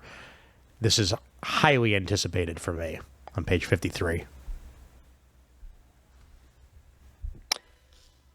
I have not followed Spider-Boy at all thus far, but I like the looks of that new villain on the cover of number 8 on page 55. Puzzle Man. Yes. That is a very Dan Slott villain. I will leave it at that. Reminds me of the mascot for the classic Marvel 70s quiz books they used to do. They'd have different puzzles you could do, and they were fun. Yep, I get the feeling Dan Slott enjoyed those as well, Chris. Yeah. Very much so. They're called the Mighty Marvel Fun Books. Oh, wow. Oh, wow. Wow, yeah. That's... God. Say hello to Utgard Odin. Yes. Immortal Thor, number 12, page 59. Boy, they're keeping Alex Ross busy on covers. Holy mackerel. Yep. Yep, They sure are. He's keeping up with the demand, though. Yeah. God's Death. And continuing the J.M. DeMatteis Spider-Man Shadow of the Green Goblin story being told. Who stalks the Osborns? No, few writers write the Osmonds better than DeMatteis. Agreed. Captain America, issue 10, The Price of Freedom, page 61. JMS continuing his run. And the most explosive She-Hulk story in history starts Wow. Sensational She-Hulk number 9, page 62. That was a great Romita Jr. cover of Daredevil. Wow. Yeah. Oh my God. Yeah. He's very much channeling Miller, I believe, with absolutely. with that one. Absolutely. Page- Plus, he had his own run on Daredevil, of course, in the late 80s, John Romita course. Jr. with Ed Nesenti. Yep. Definitely. All right. I still haven't watched the Ahsoka series. Oh, I know. jeez. I know. I'm And so it's one of my favorite actresses, too. So I'm so far behind on everything Star Wars at this point. So yeah. wait a minute. I'm sorry, Shane. Continue, please. I loved it, but I really loved Rebels as a cartoon, so I love the story that goes through that. I have never watched an episode of Rebels, and I felt just a little bit lost watching Ahsoka, but something tells me that even if I had caught up, I would still have been underwhelmed. I can see that. All right, now let's. Oh, wait a minute. We have Rom. They're continuing to do the entire series in omnibus form Yep. with the P. Craig Russell cover. I've said before, one of the really. I'm losing it. It's one of the really consistently excellent Bill Mantlo titles of the 1980s. Again, taking was it Parker Brothers, Shane? I'm sorry? Was Rom a Parker's Brothers toy? I think it was Parker Brothers. Boy, I don't know if he Remember was correctly? Parker Brothers or not. But it was just the one figure. That was it. And they made a whole universe out of it, as Yeah. he did with the Micronauts. Superb. Wow, wow, wow, wow, wow. Moving forward to the Uncanny X-Men Omnibus, Volume 2. One great story after another in that volume. Yep. Phoenix Must Die. And the Dazzler Omnibus on page 79. The classic direct market cover is a variant for that. 1,360 pages. Yep. Now, here's a Masterworks I might want to get. I mean, the Tomb of Dracula's already had, but Man-Thing Volume 1 in Masterworks form. Great early Bronze Age Marvel horror with the Nexus of Realities and Howard the Duck thrown in. Good stuff. Yes, indeed. Duck. God, that movie, man. Yeah. Speaking only for myself, this is an era of the X-Men I always tend to now pass over. I just couldn't get. I felt like, I mean, as much as I revere Claremont, his last kind of few arcs didn't really do much for me. In Extinction Agenda, I don't think back on fondly. No, I don't either. Yeah. Extinction Agenda, Executioner Song. Yeah. Puts the stink in extinction, huh, Chris? Yeah. Yeah, I have, stupid fondness for it. Let's Well, put it because that this way. from when you were growing up. Exactly. Right? Yeah. I don't think it's great, but it's definitely there, Oh, Ian, we all have those periods from our life. Oh, Absolutely. yeah, we do. Oh yeah. Shane's putting crap on his cracker right now. Yeah. 100% the case. Yep. Oh man. All right. Scrolling down further into here, there's not a lot left to, but the Gods trade paperback by Jonathan Hickman. This is a series that had great hype and then kind of didn't after that, and I'm still not even quite sure why. It just fizzled more than anything else. Well, it finished, didn't it? Or It did, but like the way that they were hyping it was that it was going to have some sort of, like universal ramifications. With Marvel, come on. and that it was going to change the face of Marvel and all this jazz, and not really. just spare the hyperbole, just do a good story. Yeah. It's not going to change everything. They always say that, and it never does. Just do a good story. Agreed. I did enjoy the first issue that I read, but yeah. Wait, let's see how much this Immortal Thor trade is.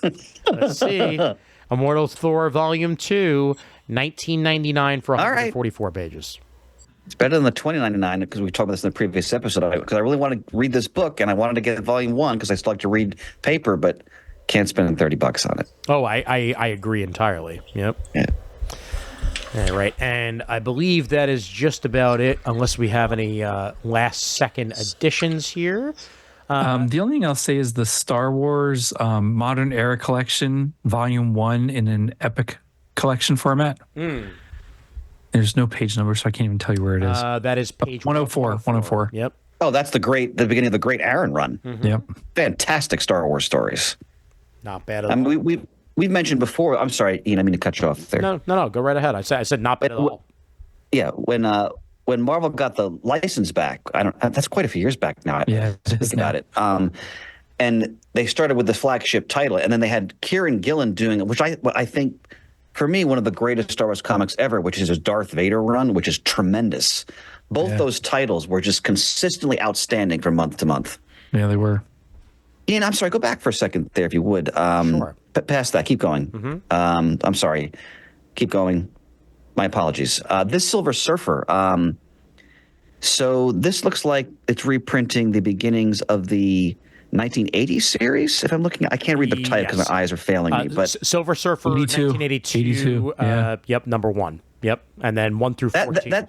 that's Englehart doing that. I want to say Ron Limbs or Marshall Rogers was doing some of the original art. Good stuff. It's Silver Surfer getting his first long-running monthly series, which ran for quite some time. And I really enjoy it. I read most of the series, and if you're a Silver Surfer fan, it's Englehart doing a lot of great cosmic stuff.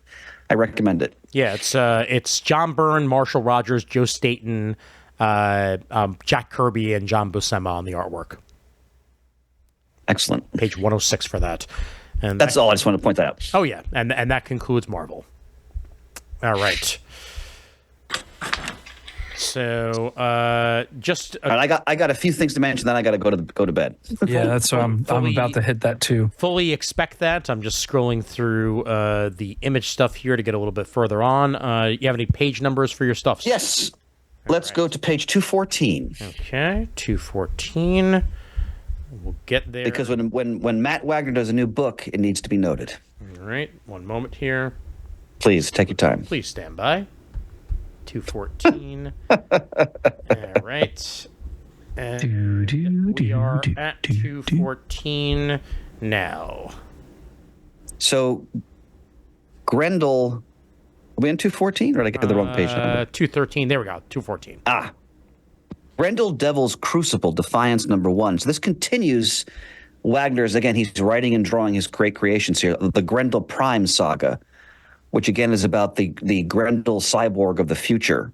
I can't recommend the entire Grendel saga is tremendous, but when Wagner started to do the Grendel Prime stories, which take place in the future, it was my first exposure to the character. I went back and I read the Komiko Hunter Rose stuff, but these are consistently superb. But if you love like Mad Max, post-apocalyptic type stories, and they're being done by Matt Wagner, you can't do better. So I highly recommend that. Shane, do you want to jump with something? I don't want to. I've got page 225 in IDW. Okie dokie. Here we are, 225, making my life easy, only scrolling down a little bit. There you go. Teenage Mutant Ninja Turtles and Usagi Ooh, yes. Saturday Morning Adventures. Nice. Good pick, Shane. Yep. It just looks fun. I'm really enjoying a lot of the Saturday Morning Adventures they're producing. Yep, and Eric Burnham continuing to be the writer on these, along with Jack Lawrence on the artwork chores. And the crossover that happened in the animated series continues itself here in book form on a new adventure, page 225. I got a great bit of tchotchke, page 246. Okay. Oh, stop! No. My next pick was right there. Go for it. Abstract for the 4th volume in Strangers in Paradise on 228. 228, yes. It completes the series for Strangers in Paradise. I have the first 2 volumes already of this. I do as reprint. well. It's gorgeous. They're gorgeous. Beautifully Now done. this ends at Shane before the 25th anniversary. Yes. Correct. Okay. Yeah, this is just the original series being done. Actually, Ian, go to page 226, if you would, please. Yes, I will. Here you are. So this is exciting. John Romita, Amazing Spider-Man Artisan Edition. Now, I'm sure many of our listeners know that these artist editions do beautiful reproductions of original art. And this is some of Romita's later, early Bronze Age Spider-Man stories where he's really showing his Milton Caniff influence. It's issues 106, 108, 109, 110, 111, 112, 13, 14, 15 in their entirety. Wow. Now, look at that fantastic price point, by the way. Yeah. $40. That's not bad at all. That is It's a soft fantastic cover. Yeah. for something like this. Yeah. 216 pages worth of black and white, well-detailed illustrations. Yeah. So I just wanted to point that out. Again, we lost Romita Sr. recently. One of the great masters of the medium. Shane, do you have anything before page 246? Nope. The last one I have is all the way up on 352. All right. And onward we go to 246. I found a wonderful bit of tchotchke that took me back. So the Mighty Marvel 1975 reissue of the 2025 wall calendar. Now, years ago in one of the collections I bought when I had a shop, I got a bunch of old Marvel calendars. And this was one of them. And I cut out the images and put them on my back office just to have up for some atmosphere. They are wonderful mid-70s Bronze Age art. Look at the roll call of glory. Kirby, Buscema, Romita Sr. Definitely getting this calendar. And then next to it, classic blacklight 2025 poster calendar. Yeah. Yep. Murd is grinning from ear to ear. And then fluorescent inks on high-quality paper. 12 reproductions of the original Marvel blacklight posters for publication 1971. In! Right away. Wow. Chris, I don't know if I told you this, but that academic conference on Spider-Man I attended back in October at Bowling Green. Yes. The walls of the conference room were just plastered with these classic blacklight posters. Oh, Heard? wow. So shout out to Dr. Chuck Coletta, who I'm sure is going to be eyeing this item as well. Absolutely. Wow. Yep. All right, I'm on page 281. Okie dokie. I got a couple more. We're all right. We're not too far from there. As I feel like I should be playing scrolling music of some kind. Levy Poo, this is much appreciated. Oh yeah. No, by all means. Here we are. 281. Here we are. So I've mentioned this before, and they've reissued it. So it's Shigeru Mizuki's Onward Towards Our Noble Deaths. This is one of the most powerful comic versions of a war comic I've ever read. So this is by the same creator of Showa, which I think appears on the next page. Yeah. And it's based on the creator's experiences. He was actually in the Imperial Japanese Army in World War II. Wow. So anyone who's interested in the Second World War, especially the Pacific War, and especially if they want to learn more about what life was like for Japanese soldiers, the brutality depicted in this book it's shattering, because we know the stereotype of the Japanese, they fought to the death in the war, which most of them did. And this book really explores why that was, and you see how, the Japanese conduct in World War II was horrific. That's widely known, the way they treated prisoners, civilians, etc. It's pure barbarism. But this book really goes into what created that culture and how these men were treated by their superiors. It is a stunning piece of comic book work. I can't recommend it enough. Yep. And again, the Showa, A History of Japan, is on that very Show next is tremendous. 282. All right, and the last, Shane, what was your last page? 352. Okay, I'm on page 316. I'm very excited to see this coming out on page 316. Okie dokie. We are almost there. Here we are. And again, forbearance to the listeners is Shane and I have to go to bed. Oh, yes. I'm old. Completely understood. Here we are, 316. So, okay. Peter Bag. Hate Revisited. Now, I don't know if any of you guys have ever read Hate in the 90s. But this is like if you think about what is like one of the ideal like Gen X comics, this is a incredibly dark humor book. Ryan and I both enjoyed this book when we were in our 20s. It's about this really unpalatable main protagonist and his adventures with his various friends, and it's got the most unflattering depictions of sex you've ever seen in a comic ever. And this is returning to those characters when they're now middle-aged people, so they're basically mine and Shane's age now. But if you really like Gen X type stories that are very cynical, and Hate was a great book, and I'm really excited to see Bag returning to his characters in this new version. Nice. So, all right. Go ahead, Shane, and then I have one more after you. What was your page number again, Shane? 352. 352. Okay. Mad Cave Comics. I'm just going to use the down arrow rather than do all that myself. All right, 352. We're so close I can taste it. Here we are, 352. Yes. There you go. Gachimon #1. Hell yeah. I'm so excited. Yep. Wow. Cullen I hope Bunn, it's got some legs. that's a great creative team, Shane. Oh, yeah, it's fantastic. Cullen Bunn and Chris Batista. Wow. Okay. Yep. Man. There's a lot of neat variant covers, too, but that cover is gorgeous. Man. Oh, wow. Battle of the Planets. Yep. And yeah, you're right. There are tons of variant covers to go along with it. Yep. And then right there is just a mention that I'll say, I don't really know what this is other than I'm going to Look at get that it Breakfast because Club cover. it features yeah. Really neat. Oh man, yeah. This is a deathmatch one shot involving Ken from Gatchaman, written by Tommy Lee Edwards, with artwork by Mindy Lee on the subsequent page 354. So yeah, this is great. So excited, and that's what I really have to get to Free Comic Book Day for, is to get the Free Comic Book Day of Gatchaman. Yes. So yeah. And the last thing I'll mention is on, again, page 400. Okay. This won't be a surprise to longtime listeners.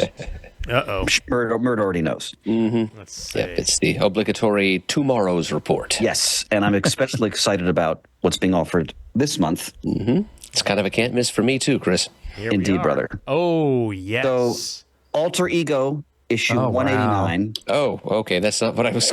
But Murd, I was going to mention the other one too. I was but- going to say I can miss the John Romita Senior thing, but I can't miss the Bronze Age obscurities from DC in the back Exactly. issue. So we'll do both. So Alter Ego 199. I mean, Romita Senior has always been one of my most beloved artists, and as a fan, he passed not too long ago. This is the long-awaited tribute issue, and they're reproducing the transcript of a podcast that was recorded shortly after Jazzy Johnny died, and it features. Listen to this: Starlin, Englehart, Polito, Roy Thomas, Jamie Jameson.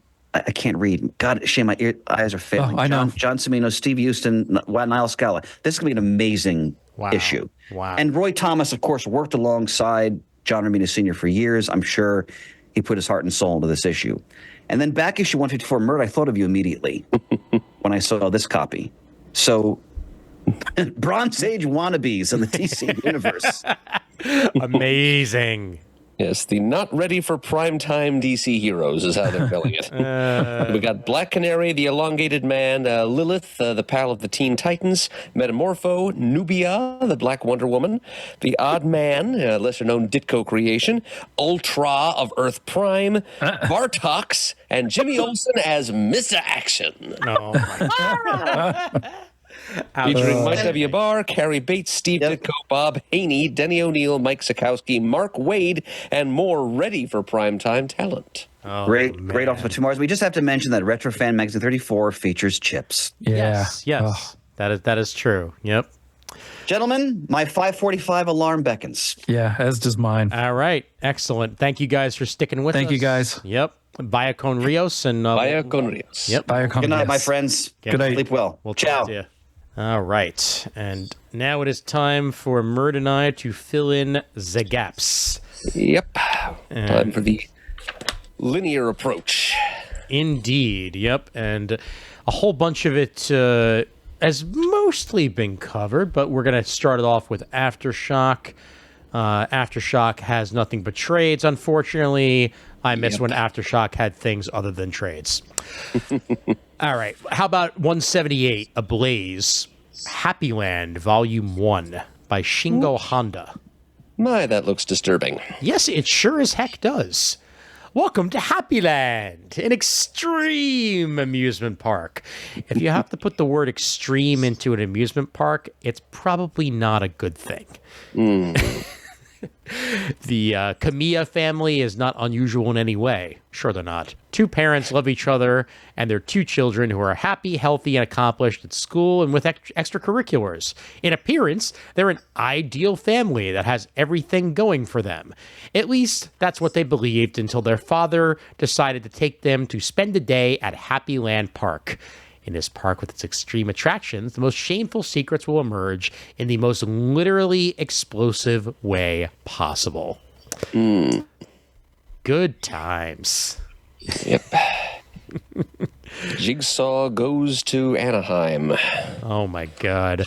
Weirdly enough, I was actually more if you're going to say Jigsaw goes anywhere, it kind of looks more like Jigsaw goes to the amusement park from Bob's Burgers. Oh, Wonder Wharf. Wonder Wharf, yes. Yeah, you're right. It does look a bit seedier than Disneyland, doesn't it? Definitely, yeah. It's it hasn't had any work done to it in quite some time, for the looks of it. Yeah, actually, yeah, I think that's a great call, Ian. The archway shown on the front cover looks pretty much exactly like the one leading into Wonder Wharf on the show. So, good call. Good call indeed. All right.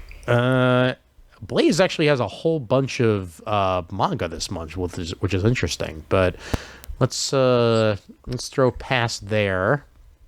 Introducing Massive Select. Nah, we're good. Yeah, we're going to select to keep turning pages. Exactly.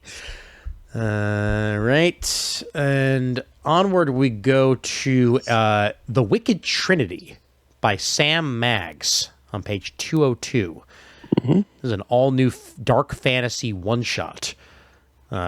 Sabrina's magical nemesis Amber Nightstone and her sidekicks Jade Kazan and Sapphire Gill are intent on becoming the most powerful witches in the world. And this is their story in that attempt in the Archie universe.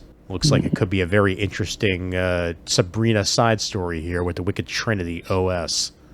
Artwork by Lisa Sturley, who is pictured. Indeed. And then, of course, Archie and Friends, Blockbuster Movies. Blockbuster no longer exists. Wow, what a difference. Yeah.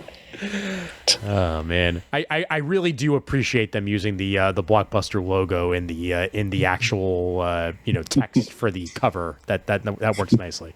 Well, it's not like they're gonna sue, Exactly. Hey, there's still one. I think it's in Alaska, but Bend, Oregon. Bend, Oregon. There you go. Okay, nice. Oh man. And I think they still have the movie props that John Oliver mailed to them. I understand that there is actually a room on the second floor of that last surviving Blockbuster where you can actually spend the night. The whole place is decorated to look like it's still the early 90s, and there's a whole selection of gently used VHS tapes you can watch during your stay. Hey, if an Airbnb is the only way to keep that Blockbuster alive, then I'm all for it. Smart. One of my classmates at Bowling Green suggested we have a class reunion there, and I honestly thought she was joking, but she was not. Hey, I could see it. Oh man! All right, so we're back up the Dark Horse here, and how about on from page the world of 215? Minor Threats? Yep, got another glimpse into the world of Minor Threats brought to us by Patton Oswalt and friends. Artist here is Ryan Brown. This time the main character is a low-level villain hench thug named Barfly. Well, actually his name is Bleep Eater, and he just happens to look like a big humanoid fly. And you know what flies sometimes feed on, so you can fill in the bleep for yourself. So, yep, he's a guy with the head of a fly, with apologies to Vincent Price, who hangs out at bars and works for supervillains. And this is what happens when his life, the turn his life takes when he runs out of supervillains for whom to hench. Nice. So there's actually going to be two ongoing Minor Threat, there's going to be two concurrent Minor Threats miniseries being published at the same time, because The Fastest Way Down at the bottom of page 216 is still going on at this time. Indeed, yep. And this is the second previews in a row where I'm reminded of Captain Blank from bloody hell, why can't I think of it? I know. I'm trying to think of it too at the same time. Warren Ellis's Next Wave. Next Wave. Thank you. Yep. Can you tell it's getting late, folks?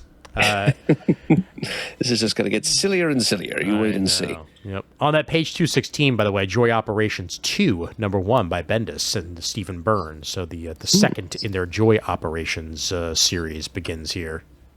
Wow. Yeah, this new truncated format for the Dark Horse section is going to result in a lot of leads like that getting buried. Yep. How about Kill All Immortals on that same page? Secession meets John Wick with Immortal Vikings. I am in. You just named 2 out of 3 things that I'm a fan of. Vikings I can get around. They're immortal. Let's roll. Like it basically sounds like if Thor was a little bit darker. Yeah, that's another good way to high pitch it. Yep. Zachary Kaplan and Fico Osio on the writing and artwork chores for Kill All Immortals on 216. What if Tarantino wrote Thor? That's the way I'll put it. I like it. Yep. At the bottom of page 217, here's a can't miss for you. Paranoid Gardens, number 1. My Chemical Romance's Gerard Way of the Umbrella Academy returns to comics here with his co-writer Sean Simon of the fabulous Killjoys, and it's illustrated by freaking Chris Weston. Ooh. I mean, come on. Man. Who did The Filth with Grant Morrison. He also did The 12 with J. Michael Straczynski. He's an excellent illustrator of Golden Age characters. This is a different direction for him, though. It's set in a hospital, which is both staffed and serves as patients, aliens, ghosts, superheroes, and more creatures. And our main character is named Lou. It's a girl who's named after a toilet. That makes her kind of interesting just to start with, who believes that despite a recent failure at her job as a nurse at this hospital, she's been given some sort of higher calling in this mysterious place and decides to rise to face the challenge. So it's a supernatural hospital story with mystery going on in the background and that creative team. Oh, yeah. I mean, really. I mean, I'm a fan of both, to say the least. I'm a big Umbrella Academy fan, and the 12 to this day, although it did take 12 years in some ways, was one of my favorites back then. So, yeah, really looking forward to Paranoid Gardens. Good call. Can't miss. All right. Further down into the Dark Horse hole. Yep. Well, there on page 219, there's a third volume of original Cuphead comics. Ah, nice. Yep, I have the first two volumes. They are delightful, good old-timey rubber hose animation era. If you like the cartoons, you'll like the comics. Yeah, I'm hoping that there's a way for you to watch it. There's also a TV show now, I understand. Yeah, I'm hoping there's a way for you to watch it outside of Netflix someday, Murd, because you would really enjoy the animated series. I've seen a couple of clips on YouTube. I'm sure you're right about that, Ian. Yep. And another thing that we would enjoy, 220, Time Traveler Tales, the graphic novel by Dave Schelt, art by Kelly Matthews and various. This is an all-ages action-adventure comic story from Carl Jacobs. Oliver has a problem, a time travel problem. An unknown force keeps throwing him through time from the Wild West to the 1920s to a haunted beach house, all while a mysterious stranger pursues him, seeking Oliver's abilities and to gain power over time itself. Fascinating concept. And that it's all ages just makes it that much cooler, quite frankly. Yep, and I'm very much enjoying that cover. Absolutely. So check out Time Traveler Tales in graphic novel form on page 220. Segueing here into IDW on page 221. A year or so ago, Frank Thierry gave us a Godzilla miniseries. The title of which, here, it was called Godzilla, Here There Be Dragons, and it was basically about the renowned British explorer Sir Francis Drake encountering Godzilla sometime in the 16th century. And apparently that captured enough people's imaginations that now there's a sequel miniseries, Godzilla, Here There Be Dragons 2, Sons of Giants. Okay. It's Frank Thierry with art by Inaki Miranda, and the first issue is due out in June. Okay, interesting. And right on top of that, by the way, is Godzilla, Best of Space Godzilla. It's Godzilla, but he's in space, you see. All available on 221. And speaking of Godzilla, on we go to 222. Oh, boy, this looks stupid. It does, but in glorious ways. Godzilla, Skate or Die, #1. Oh, my God. Australian skater punks versus Varan and the King of the Monsters in this thrilling debut issue. Wow. It's got skating. It's got giant monsters. It's got more skating. Well, enough said. What else do you need? Good for a certain type of Godzilla fan, I guess. I guess. Oh, man. Yes. All of this written and drawn by Louise Joyce. Yep. And everything else in IDW seems to be either ongoing or already mentioned by our brethren. So I will move us on and start with page 229. My Student Spirit, chapters 1 and 2 by Lena Kilyeva, and art by one of our other favorite artists, Multiple. Distant cousin of Various, I think. Yes, exactly. Yeah. Ever envisioned your own demise, the tranquil repose of Miss Silk and Blossoms? Elijah did, until it became his eerie reality. They say ghosts linger where death was abrupt, violent, or where unfinished business calls. But why, of all places, is a young student spirit bound to his minuscule dorm room? We will find that out in My Student Spirit, the first 2 chapters of which are available to you on page 229 out of Aloha Comics. Yep. 3-issue mini. First issue is 38 pages for $6.99, but the second issue is 64 pages for $6.99. So it averages out to a decent value. And I didn't even realize that chapter 3 is on the very next page. And there it is. That one is also 64 pages for $6.99. There you go. All 3 issues, no waiting. Indeed. Yep.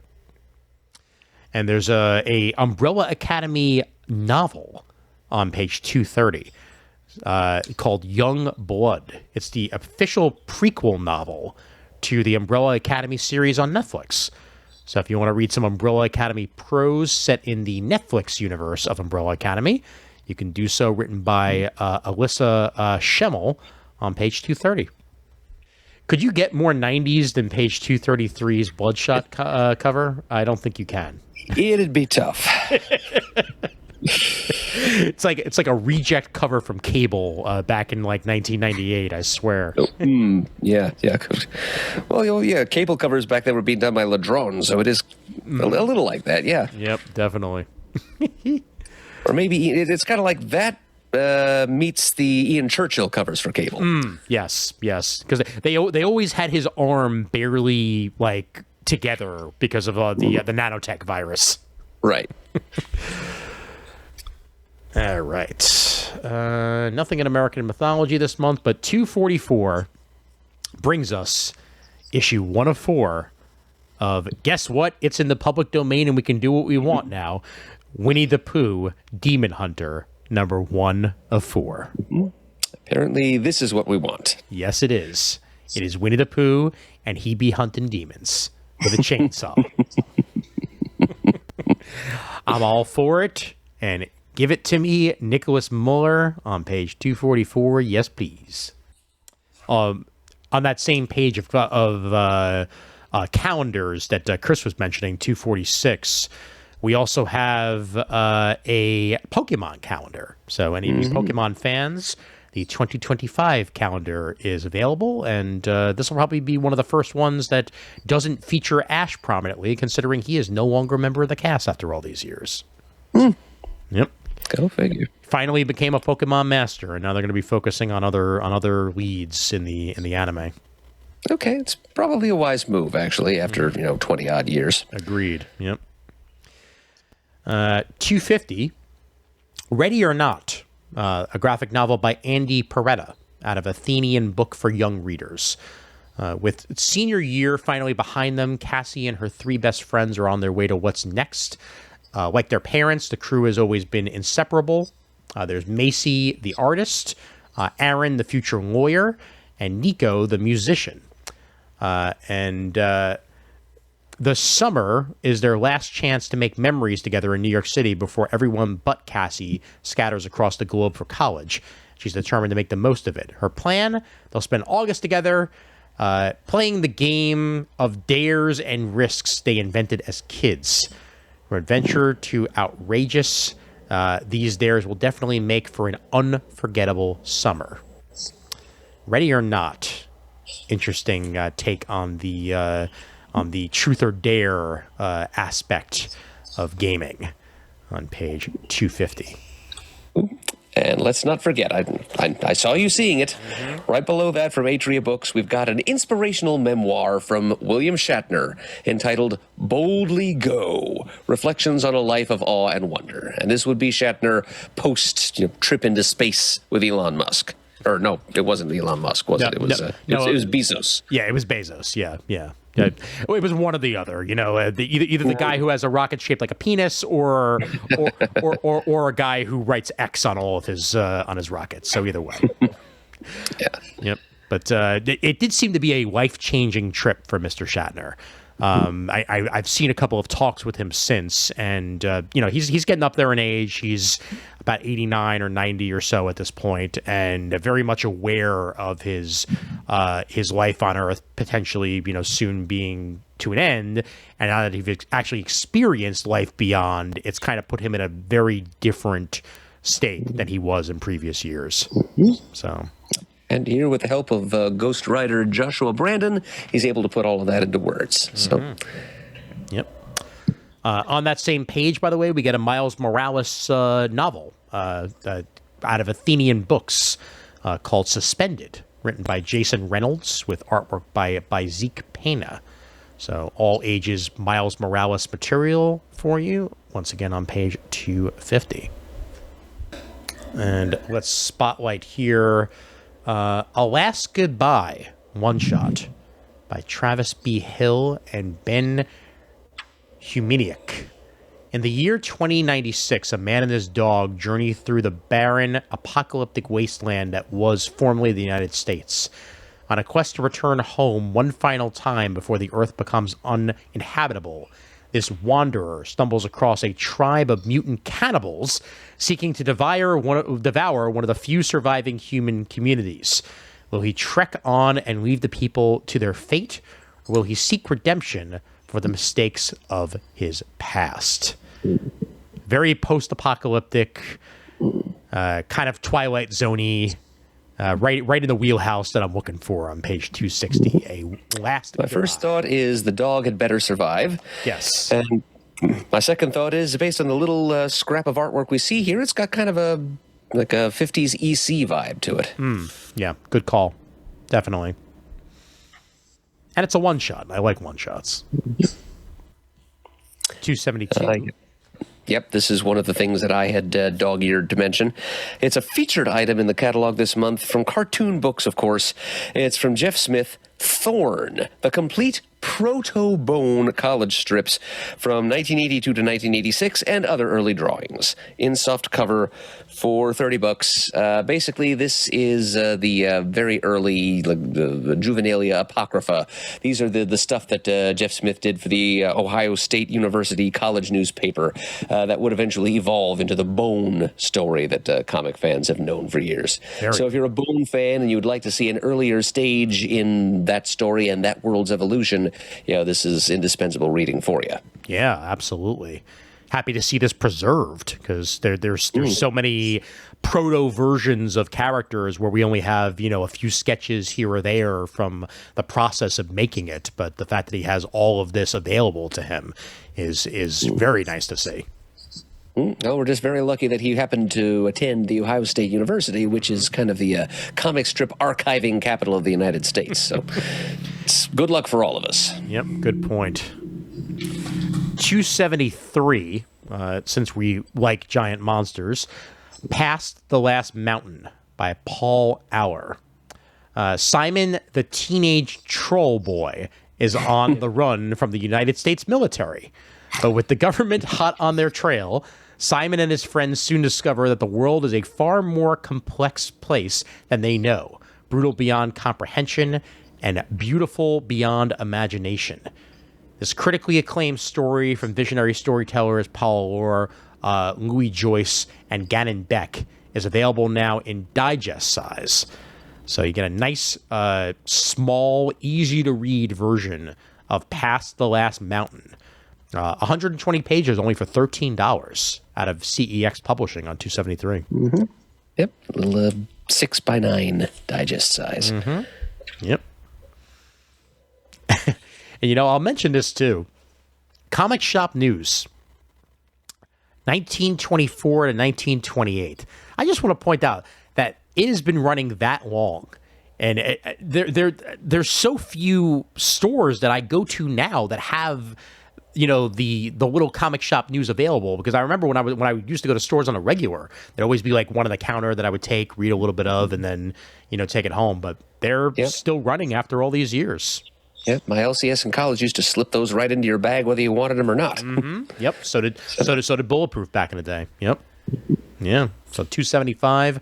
Here's to you, comic shop news for still existing. Oh yes, we salute you. $2.80. Something that I can 100% appreciate. Work-life balance. Malevolent managers and folkloric freelancers. That's a freaking mouthful to say, but That's a lot of alliteration. yes, it is. Ree Wayne, Chi Benjamin, artwork by Chi Benjamin as well. When a menacing multinational arrives on our shores, familiar creatures like Pontiacs, Menagadals, Raxels, and Bajau ghouls are forced out of their jobs.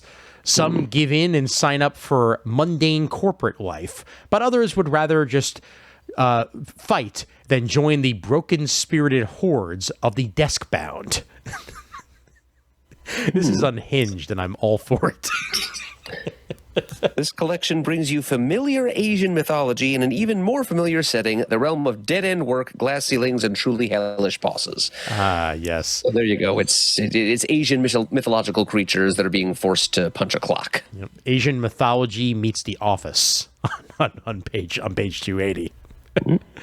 Yeah, that is pretty cool. I like the concept. And indeed. One must be warned, though, that like many Asian comics, it is black and white. Yes, very true. 281. Noticed this when we were flipping through it a little earlier. The Wendy Award by Walter Scott out of Drawn and Quarterly. Everybody's favorite party girl, Wendy, is so back. When Wendy is nominated for the coveted National Food Hut Contemporary Art Prize alongside her friend Winona, all of her millennial dreams seem to be coming true, but not even achieving bona fide art star fame can hide the truth, a never-ending struggle with imposter syndrome. Shouldn't that be imposter syndrome? Ba-dum-bum. Nice and good. It doesn't have an E in it. I know. But still, Wendy sounds like a likable enough character, and if you'd like to learn more about her, they're also reoffering the first two Wendy OGNs at the top of the page, Wendy and Wendy's Revenge. Yep. And then on that very next page, Dungeons and Dimwits, #1. Great name. James Massia on the writing, artwork by Kadaris. A group of friends playing a tabletop role-playing game is sucked into the game and become their own characters by an NPC that was just too powerful. They find themselves in a fight for their very lives. An army far more powerful than their characters' levels is what they have to deal with. What could possibly go wrong? Everything could possibly go wrong. Once again, a Tron-like scenario for you in Dungeons and Dimwits 282. Distillery continues to offer the same things they continue to offer, and I'm looking forward to them nonetheless, but they're the same things that they continue to offer. Right. I've noticed that too. Yeah. They seem to solicit an issue 3 times, and then finally they get it unstuck and out there into shops. Jamie McKelvey, I'm glad that you're doing this book, one for Sorrow, and hopefully this time it will actually be coming out. Further along we go to Gone by Jock, which I also may have mentioned at least once before, but either way, it's a collected miniseries by Jock himself, and therefore it needs to be mentioned. On an impoverished and distant planet where menial workers scratch out a living resupplying starships, the best place to be is Gone. And that's exactly where 13-year-old Abby wants to be. She stows away on a colossal luxury space liner for a chance at a better life, suddenly finds herself branded a saboteur as she desperately struggles to evade the ship's deadly crew and to stay alive. Written and drawn by the one and only Jock, Gone available for you on page 306 out of Distillery. There's a lot of filler pages here right now. Yeah. Gotta say, this is not the strongest catalog I've seen. No, but we do have on 335. I'm trying to decide whether I want to pronounce it Sign or CYN. It's I don't think it's not an initialism. It's somebody's name. Okay. So it's either Sign or Sin. Okay. I'm going to say Sin. All right, let's go with Sin. Fleeing her bloody past as the masked government enforcer known as Sin, Maris is discovered unconscious by a former Union medic and his two adopted daughters.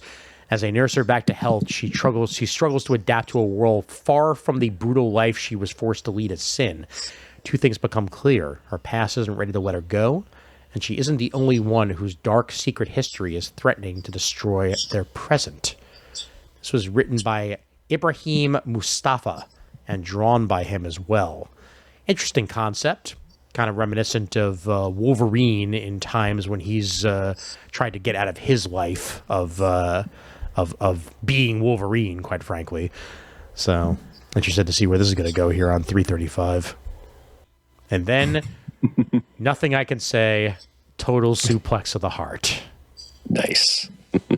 240, Joanne Starer, art by Ornella Greco. Young freelance journalist Georgie joins a local wrestling circuit to investigate a new article, making friends along the way. But is the validation she gets from the sport worth the drama that comes along with it? Yeah, I'm remembering this one. Yeah, it looks really cute, really character-driven, and entertaining. And since the concept is a journalist going undercover as a wrestler to investigate the world of wrestling, it's got an in for those of us who don't really know much about the world of wrestling, because the main character doesn't seem to either. Yeah, absolutely. And the artwork is great. Clearly manga inspired, but also down to earth and incredibly kinetic for what it's doing too with the wrestling and whatnot. So yeah, definitely got to give this one a shot. And you should as well. Paul Tobin has a new miniseries called The Mammoth, with artwork by Arjuna Sassini. Something is wrong in the deep forests of Broke Tree Valley. It's called Broke Tree Valley. I fully expected something is wrong in the deep forests of it, quite frankly. Something deadly, something mammoth. The legends speak of something larger than human comprehension, a monstrous phantom that appears for decades at a time. Now it's back, and things are about to go very bad if four people, Olivia, Jess, Kokoro, and Mason, scientists who have come to the small city of Casbro to investigate a bizarre series of seismic activities, can't put the mammoth to rest. One real problem with this is Olivia's dad. Ooh. Got a great alternate cover by Kevin Wada as well. 5-issue miniseries, The Mammoth, on page 358. Subsequent art pages look mighty spiffy. I had something on page 371. Yes, and you will talk about it on page 371 momentarily, and here you are, sir. Yep, there it is. Okay, this is kind of a tip of the hat to Matt, actually. It's from Odyssey Publications. It's called Spicy Zeppelin Stories. It's soft cover, 203 pages, and it's basically, it's prose. I mean, it's pulp stories. There's a cover illustration by Mike Symes, but beyond that, it's just the words of a young man who goes by the name of Will Murray, among others. And this is the same Will Murray, I'm pretty sure, that co-created Squirrel Girl at Marvel in 1990. Nice. And he has been a guest on Matt's now-defunct Comics With or Without Pulp podcast, so he's got an affinity for this type of storytelling. And apparently this was something that he put together back in the 70s when he was kind of just starting out as a writer. And he wrote this, he contrived this entire imaginary 1936 pulp magazine and wrote every single story in it across a variety of genres, 7 stories, each a different genre. Let's see, adventure, air war, mystery, G-Man, weird menace, space opera, and even a wild western yarn. And every one of them has an airship of some kind in it. There's your common hook, all written by this one same guy. So If you're a fan of neo pulp, here's a loving tribute to it from one of the strongest contemporary proponents of the format from his early days as a writer. Very cool. And if you want to check out that With or Without Pulp episode, still available on the website back in October 27th of 2011. It's episode 2 of CGS Presents Comics With or Without Pulp, where Jamie D also joined Matt for that episode with Will Murray as their guest. The Tea Dragon Society Treasury Edition, softcover, page 378 by Kay O'Neill. This is from two-time Eisner winning Tea Dragon Society. This is now available in an oversized softcover Treasury Edition. So multiple Eisner Award winner here. If you want to check it out in a smaller format, only $20 for the softcover this time around. In stores on June 19th on page 378. It is very strange that on page 381, this is considered a spotlight, mind you. Out of Pan Universal Galactic Worldwide, there's a 3D edition of New Mutants number 98 by Rob Liefeld and Fabian Nicieza. They have 3D-ified New Mutants number 98, and they're releasing it here for all of you fans of wonderful 3D. Yeah, that is kind of unusual. The weirdest thing about it, though, is that it's here instead of under Marvel. I know, it's very strange. But yeah, it comes with a pair of 3D glasses in the poly bag. So we really are back in the 90s. Because now I guarantee there's going to be multiple people, just like with those damn trading cards, where they're going to be like, I don't want to take it out of the bag. Well, then you're not reading the comic. Then why'd you even bother? But the mind boggles. Mm-hmm. You can buy that for $9.99 on page 381 if you're so inclined. And on the very next page, Paper Cuts brings us the New Adventures of Disney's Encanto, Volume 1, Time to Shine. I'm a huge Encanto fan. Easily one of the best movies that Disney Animation has put out in the past couple of years. And this continues the story in comic book form on page 382, written by Amparo Ortiz and illustrated by Andrea Greppi. Well, we also got some Phineas and Ferb comics here. It's a collection of, I guess, previously published Phineas and Ferb comics.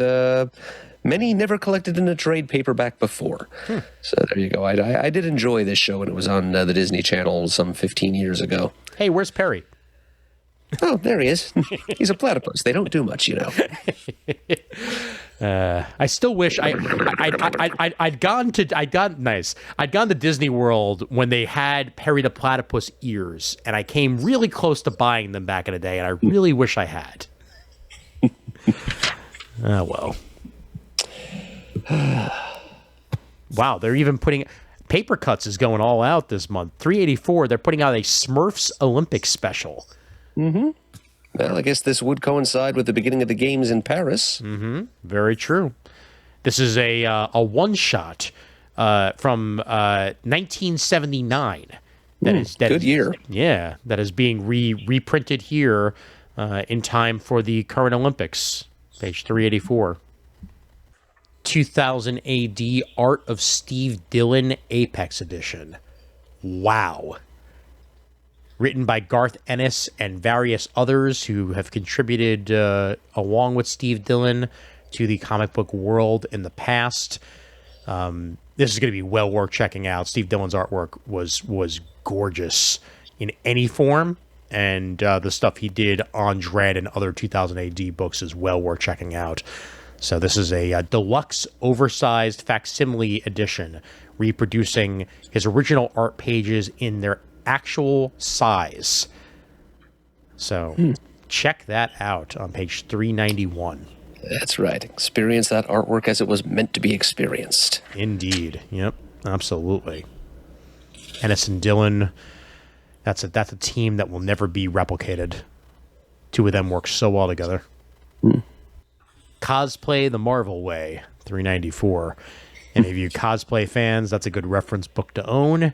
If you want to dress like Ms. Marvel, Captain Marvel, Storm, or anybody else, this will give you some pointers. $3.94. Okay, we are in the world of tomorrows already, so anything before we hit manga, sir? Quite possibly not. Okay. Well, you know what? I'll stop here at Vanguard Productions, just because I feel like this is something that Chris would have mentioned. The complete Wally Wood from Wits End hardcover, and this is a collection of Wally Wood's revolutionary Wits End, which has been called the birth of a prozine underground independent. But all agree Wits End was the mid-'60s milestone event that represented the loftiest goals of the underground movement, including art for art's sake, freedom from censorship and creator rights. For the first time ever, this single volume collects all of Wood's own contributions to his revolutionary Wits End, including Animan, Sally Forth, The Rejects, Bucky Ruckus, Pipsqueak Papers, The Wizard King, Snorky, Lunar Tunes, and more. Yep, finding individual issues of that is going to be damn near impossible. So, if you have interest in the stage and the evolution of indie comics and underground zines and all of that, yeah, Ian is absolutely right. Invest in this. Absolutely the case. Yeah, you know, this is stuff that doesn't come around very often. So do check that out on page 402. Okay. Yep. I've got nothing from here to manga. Okie dokie. So let's manga it up, and I will try to find at least a couple of titles of note, and then we'll get a rolling here.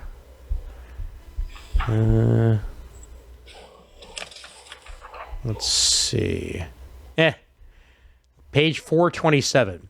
Let's do it already. His rule: no sexual relations until age 18. Her rule: no rules. Free spirit Yuri Hasegawa and straight-laced Kichiro Katsuragi have fallen in love, but his elite political family, which has produced a long line of prime ministers, does not allow male descendants to engage in any sexual relations until they're 18. Can the physically affectionate Yuri and rule-abiding Kichiro keep their relationship strictly chaste?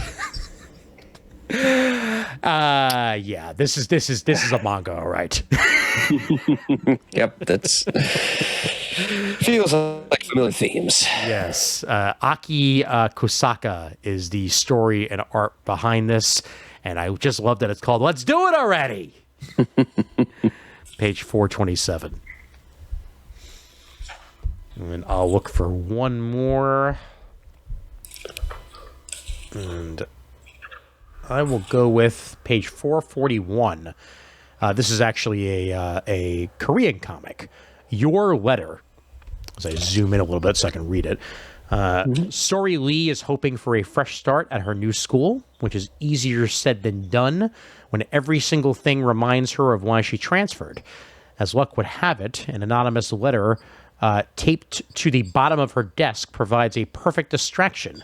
Little does Sori know that she's about to embark on the scavenger hunt of a lifetime. What starts off as a single curiosity becomes a journey of healing, as Sori discovers just how far a small act of kindness can go. This is Your Letter by Hyun A. Cho, available on page 441. So there we go. We're spotlighting both manga and manhwa this month. Yes, we are. And you know what? One more, just because it's called this, and this is the most manga thing that I could possibly manga. The Fragrant Flower Blooms with Dignity, Volume 1. Yes. Yes, it does. Yep. And check that one out on page 445. You can read the description yourself. I just explained it all with the title because that really just does it. And I believe that is a bold shot. Any merchandise, baby. Well, let me throw in that that manga you just mentioned is a, quote, cute and twisty manga spin on Romeo and Juliet. Ah, yes. Yes, good thing to point out there, sir. Yep, that's brief and to the point. And yes, there are just a couple of things in the merch section. You could just go ahead and show us page M45. M45 it is, but before I do, M17, if you ever wanted to own Keanu Reeves' head, there's a beautiful sculpt of John Wick available for you. It's only $200, but you get to own Keanu Reeves' head. So there's that. And a little chunk of his upper torso, too. Yes, that too. All right, you said 42, you said? 45. 45, here we are. 45 upcoming. And here we are. 45.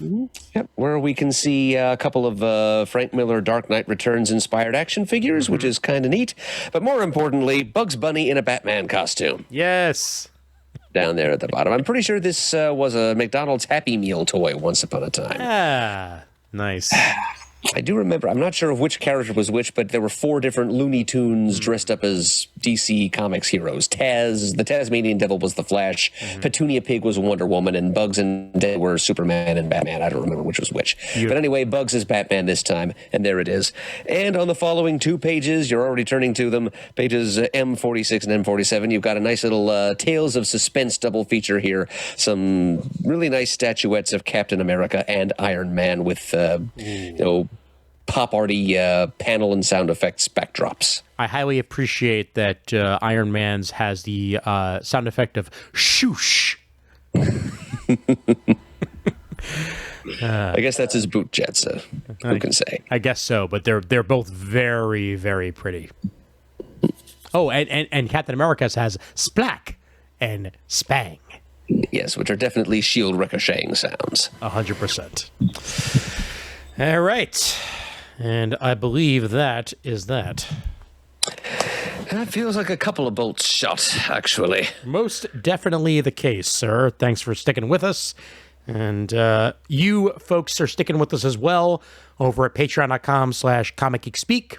We thank you very much for any bit of support that you can muster for as little as $1 a month. You keep it a-coming, and we thank you very much for that. And over to you, sir, if you don't mind, to fill the role of Shane. Yes, and I've actually prepared for it, so fire away. Okay. If you'd like to send us an email, you can send it to comicgeekspeak@gmail.com. To leave a voicemail, you can call 267-702-6642. That line is still active, and we love to hear from you. You can follow us on Twitter, where our handle is @comicgeekspeak. You can join our Comic Geek Speak supergroup on Facebook and give us some likes and leave us some feedback there. You can talk back about this and many other episodes of the podcast, and you can just start conversation threads with all your fellow CGS listeners and pals.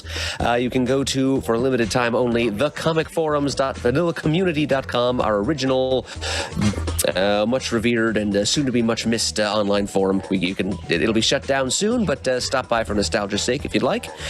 You can go to youtube.com/comicgeekspeak to watch the video versions of this and many other recent episodes of Comic Geek Speak. It's very helpful for these previews episodes to actually see the graphics of the catalog as we scroll through them.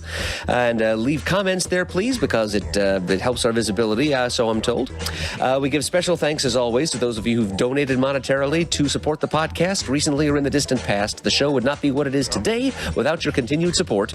And as always, we are uniting the world's mightiest heroes, one listener at a time.